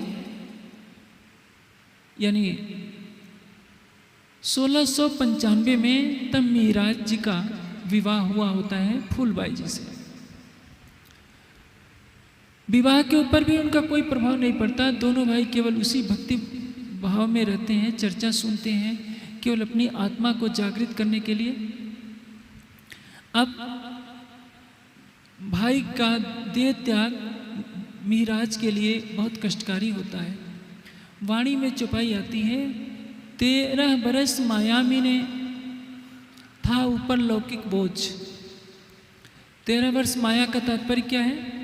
जब महाराज की उम्र 20 वर्ष की थी तब उनका विवाह होता है और संवत 1703 में सतगुरु धनी सुदेव चंद जी उनको भेजते हैं कि जाओ अरब में खेता भाई के यहाँ, क्योंकि खेता भाई ने बहुत अधिक धन कमा रखा था।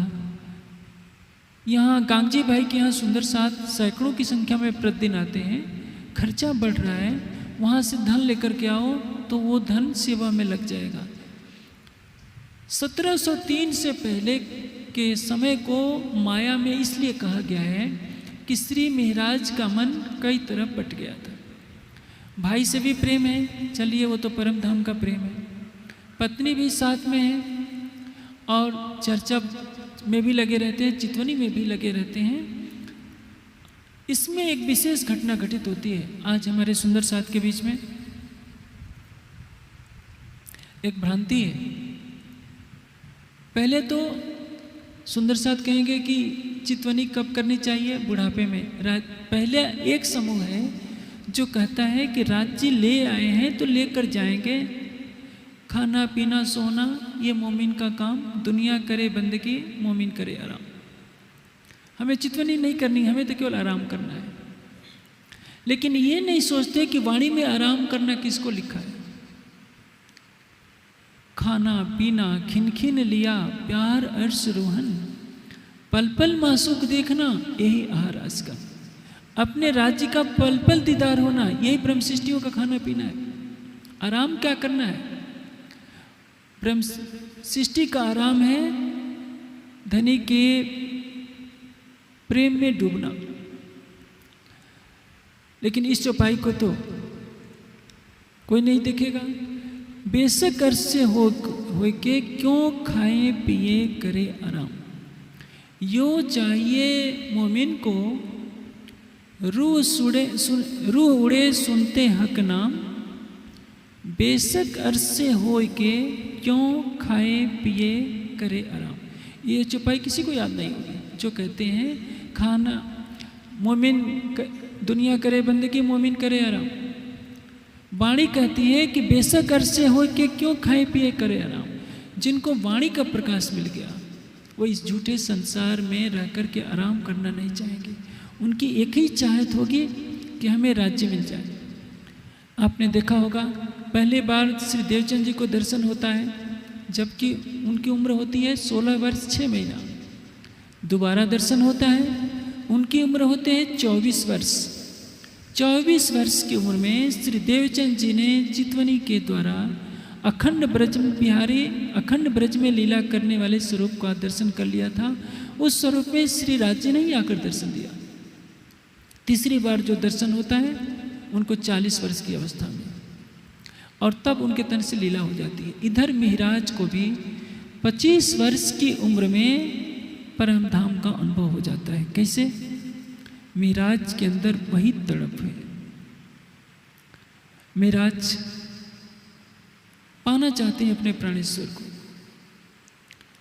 भाई ने तन छोड़ दिया, अब क्या करें, कोई साथ में नहीं।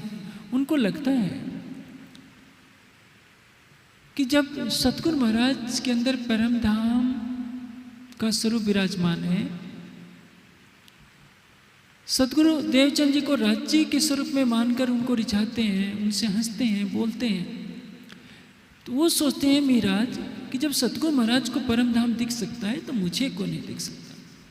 इसलिए नहीं दिखता है क्योंकि हमारे अंदर अवगुण है।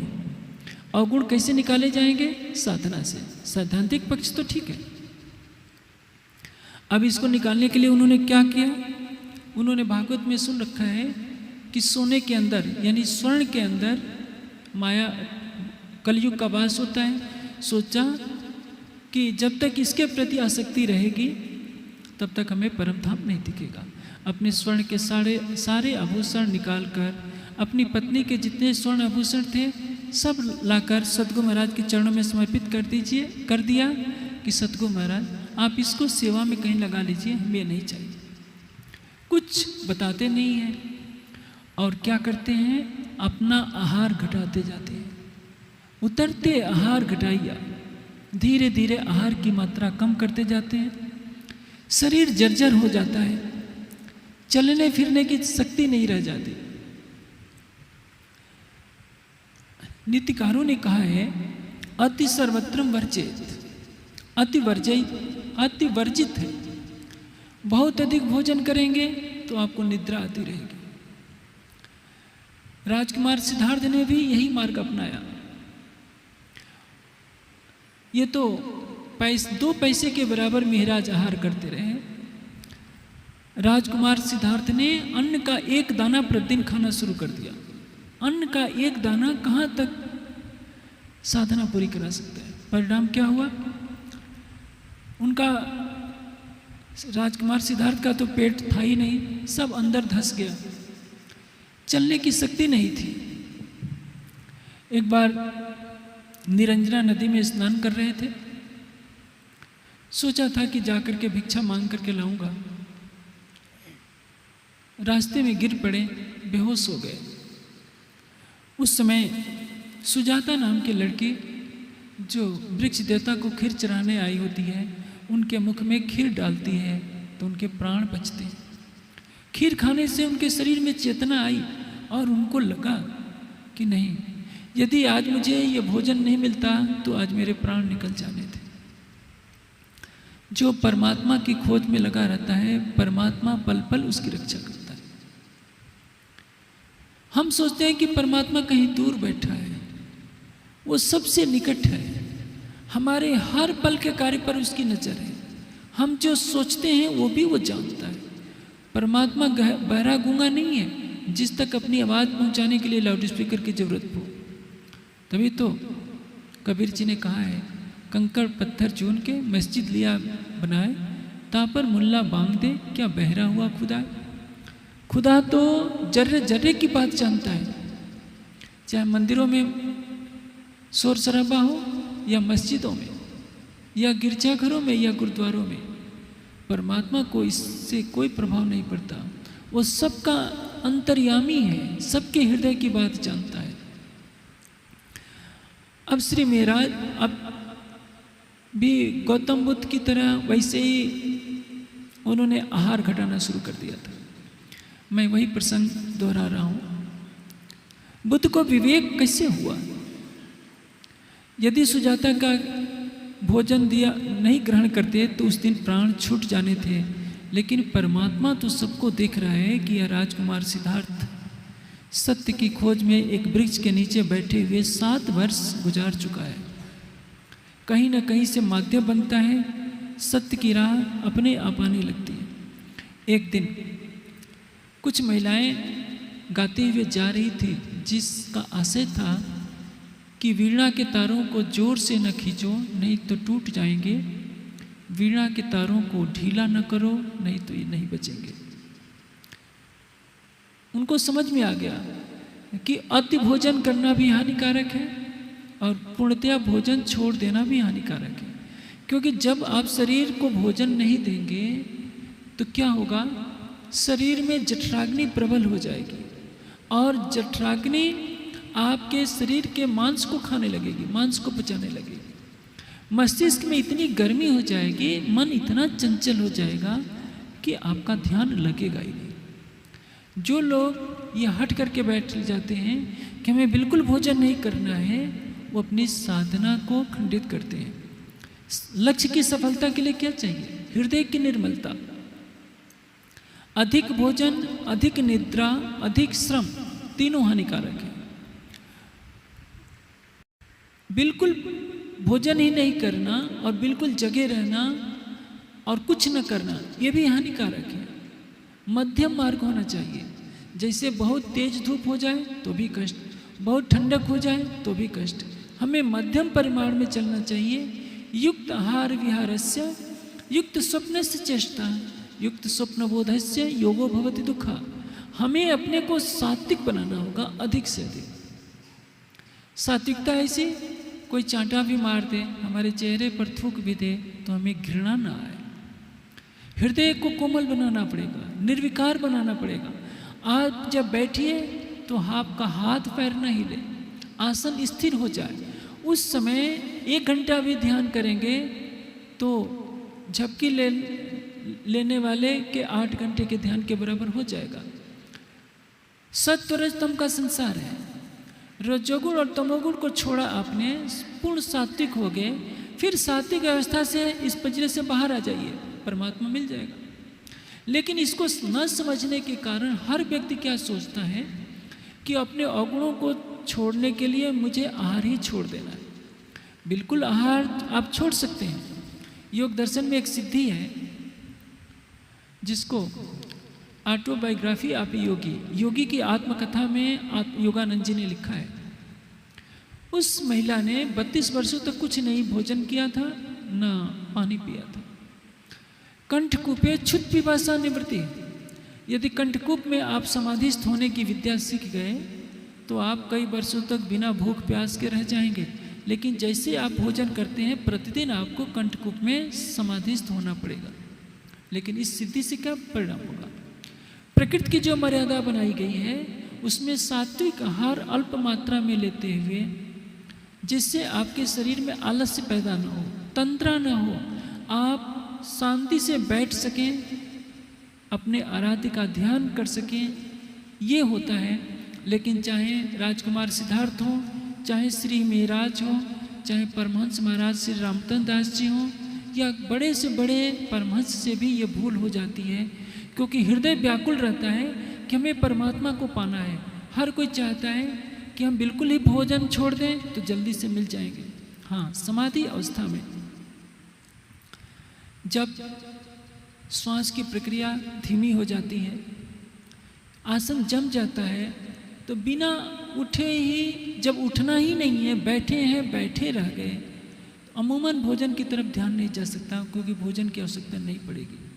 लेकिन जब आप उठ रहे हैं, बैठ रहे हैं, आप समाधि अवस्था में नहीं हैं, तो आपको तो शरीर को युक्त आहार देना ही पड़ेगा, अन्यथा शरीर केवल जर्जर होता है, मन की चंचलता और बढ़ जाया करती है। जिनको योग साधना का अनुभव नहीं होता है, वे उतावलेपन में उनसे इस तरह की भूलें हो जाया करती हैं।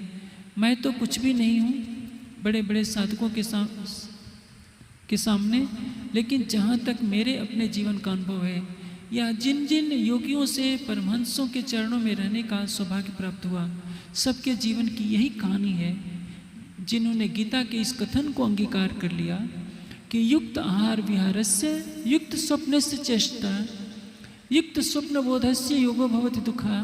आप आहार को थोड़ी मात्रा में लीजिए, धीरे धीरे खाइए। जल्दी जल्दी खाएंगे तो आपके अंदर रजोगुण की प्रवृत्ति बढ़ेगी। आप योगी का आहार आधा पेट होता है, परम योगी का। योगी आधा पौन पेट करता है, भोगी भर पेट भोजन करता है। जो भर पेट भोजन करे ठूस ठूस कर और वो सोचे कि मेरी समाधि लग जाएगी, कभी नहीं लगेगी, क्योंकि उसमें आलस पैदा होगा, प्रमाद पैदा होगा, तमोगुण पैदा होगा, निद्रा पैदा होगी। योगी जल को, वायु को और भोज्य पदार्थ को मिलाकर जो परम योगी होता है प्रथम श्रेणी का, वो आधे पेट ही करता है, शेष व्यक्ति पौन पेट करता है। अपनी अपनी अवस्थाएं होती हैं, लेकिन आहार का परित्याग नहीं करना चाहिए। अब मिहिराज ने आहार घटा दिया है, पैसे भर अन्न का आहार कर रहे हैं। एक पैसे का जितना वजन होता है उतना आहार, यानी इतना सा। आप सोचिए कुछ अन्न के दाने से शरीर कहाँ से चलता है। बालबाई कहती हैं सतगुरु महाराज के पास जाकर कि सतगुरु महाराज, एक भाई तो चल गया, दूसरा भाई जाने वाला है, क्या आप इनको बचा नहीं सकते?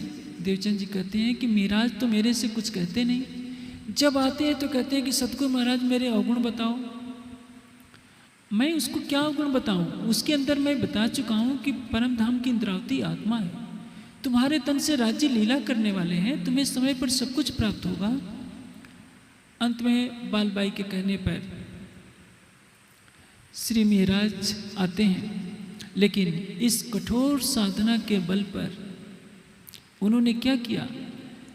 तब धाम मोह आगे फिर वल्या गिरत, अब्बा देखिया किया आकार को रत। धाम मोह आगे उन्होंने रंगमहल को देख लिया, रंगमहल में विद्यमान अपनी परात्म को देख लिया और 25 पक्षों की एक झलक देख ली, लेकिन पूर्ण आत्म जागृति नहीं हुई थी, अंदर की प्यास बनी रही।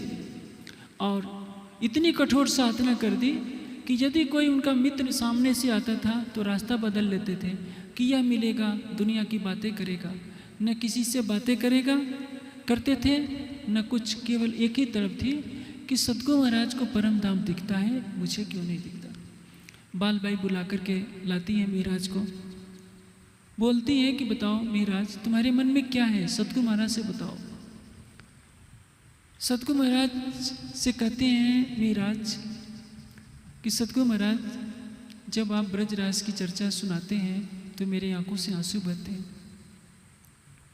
मुझे ये संसार अच्छा नहीं लगता, आप मेरे अवगुण क्यों नहीं बता देते? देवचंद जी कहते हैं कि तुम्हारे अंदर कोई अवगुण नहीं है, तुम परम धाम की आत्मा हो, तुम्हारे तन से तो लीला होनी है। मिहिराज कहते हैं कि आपको परम धाम दिखता है, मुझे क्यों नहीं दिखता? देवचंद जी कहते हैं कि मिहिराज जब समय आएगा तुम्हें परम धाम दिखना प्रारंभ हो जाएगा।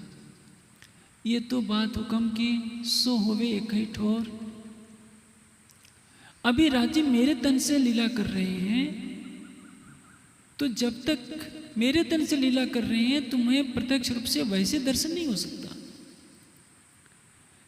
हाँ, चितवनी में झलक मिल सकती है, लेकिन जिस तरह से मैं वर्णन कर रहा हूँ परम धाम का, तुम्हारे तन से तब तक वर्णन नहीं हो सकता जब तक कि राज्य तुम्हारे तन में विराजमान न हो जाए।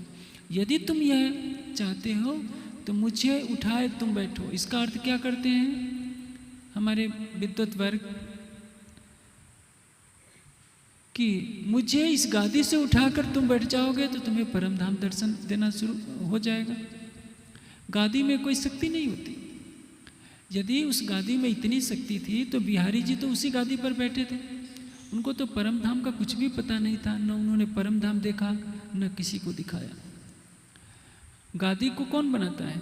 जैसे मैं यहाँ बैठा हूँ, ये तो कोई भी दर्जी सील देगा, एक तखत को कोई भी बढ़ई बना देगा।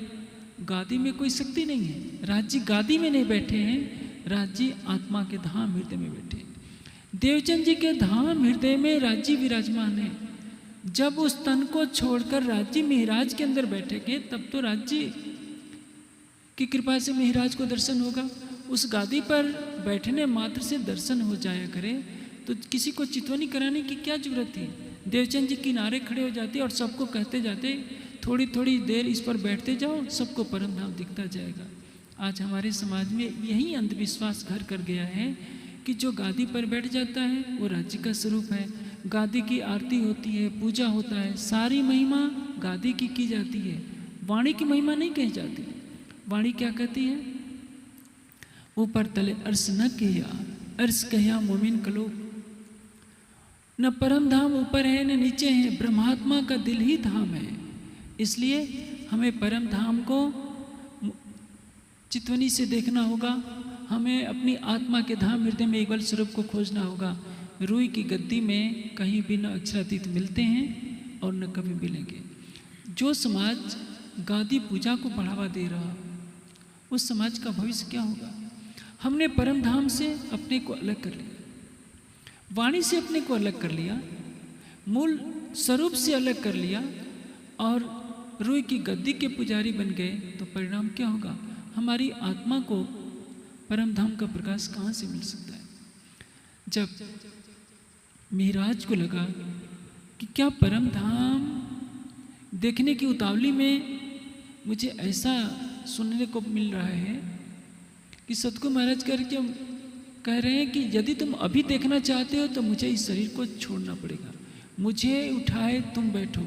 यानी मेहराज तुम्हें इतनी जल्दी है तो इसके लिए तो मुझे अपना तन त्यागना पड़ेगा। जब राज्य तुम्हारे अंदर लीला करेंगे तभी तुमको मेरी तरह साक्षात दर्शन होंगे। अब मेहराज का मन दुखी हो जाता है कि अब मैं ऐसी जिद नहीं करूँगा। तभी एक किरंतन में इस संबंध में प्रकरण उतरता है। पतित शिरोमणि योग कहे जो मैं किए हैं वज्रले। पतित किसको कहते हैं? जो संसार से उल्टी राह अपनाए। पतितन के सिर महामत मुकुटमन जिन ए जुद जब में लखाया। पतित कौन है? जो संसार से उल्टी राह चलकर परम धाम को देखने का प्रयास करे, उसको कहते हैं पतित। जो मैं किए हैं वज्रलेप। वज्रलेप यानी अमिट गुनाह। क्या किया कि सतगुरु धनिष्ठ देव चंद जी के तन रहते रहते परम धाम देखने की जिद पकड़ ली। परम धाम देखना हर ब्रह्मात्मा का पुरुषार्थ है और सबको देखने की इच्छा रखनी चाहिए, सबको उसको पाने का प्रयास करना चाहिए, लेकिन जिद नहीं पकड़नी चाहिए कि आपको दिखता है तो मुझे क्यों नहीं दिखेगा। ये गुनाह होता है। यदि महाराज ये शांति भाव से करते कि सतगुरु महाराज के अंदर राज्य बैठे हैं तो हमें भी सम्यक तरीके से सम्यक मार्ग अपनाकर, यानी हठ न अपनाकर प्रेम से चितवनी करते जाते तो अवश्य लक्ष्य प्राप्त हो जाता। जैसे जब श्री जी के तन से लीला हो रही है तो आप देखेंगे सुर असुर सबों को ए पति सब पर एक दया देत दीदार सबन को साईं जिन्हों जैसा चिन्हिया। प्राणनाथ जी चर्चा कर रहे हैं बंगला जी दरबार में और सब सुंदर साथ को परम धाम का साक्षात दर्शन हो रहा है, युगल स्वरूप को दर्शन हो रहा है। जाको दिल जिन भात सो तासो मिले तिन विद मन चाया स्वरूप हो के कार्य किए सब सिद्ध। हर कोई परम धाम के 25 पक्षों में घूम रहा है। उसी तरह से देवचंद जी के तन रहते भी दर्शन हो सकता था, लेकिन महाराज जी ने जो जिद पकड़ ली कि नहीं उनकी तरह ही मुझे मेरे तन से भी लीला हो, यह अमिट गुनाह था। और यही प्रायश्चित के स्वर किरंतन के उस प्रकरण में उतरते हैं। बालबाई ने कहा कि सतगुरु महाराज भाई के न रहने से महाराज अकेले रहते हैं, इसलिए इस तरह की बातों में ये उलझे रहते हैं, आप उनको किसी सेवा में लगा दीजिए। संवत 1703 का समय है। महाराज को कई जगह भेजा सतगुरु महाराज ने कि जाओ वहाँ से पुराण संहिता महेश्वर तंत्र इत्यादि ग्रंथ अहमदाबाद से लाओ। जाते हैं लाते हैं। अब संवत 1703 का समय है। सतगुरु धनिष्ठ देवचंद जी श्री महाराज को खेता भाई के यहाँ अरब में भेजते हैं, इसी बहाने से कि नहीं तो यहाँ रहेंगे अपने शरीर को गला डालेंगे, इनको सेवा में लगाया जाए ताकि इनका मन इसी में लगा रहे। ज्ञानार्जन, सेवा और ध्यान तीनों में समरूपता होनी चाहिए। हम ज्ञान की खोज नहीं करेंगे, ज्ञान प्राप्त नहीं करेंगे तो भटक सकते हैं।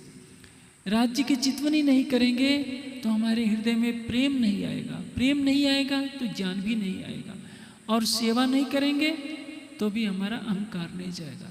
सब लोग केवल ध्यान ही करें, कोई सेवा नहीं करें, तो ध्यान करने वाले का भोजन कौन बनाएगा? इसलिए सब में एक सामंजस्य बनाना चाहिए। कुछ समय सेवा के लिए, कुछ समय ध्यान के लिए, कुछ समय अध्ययन के लिए।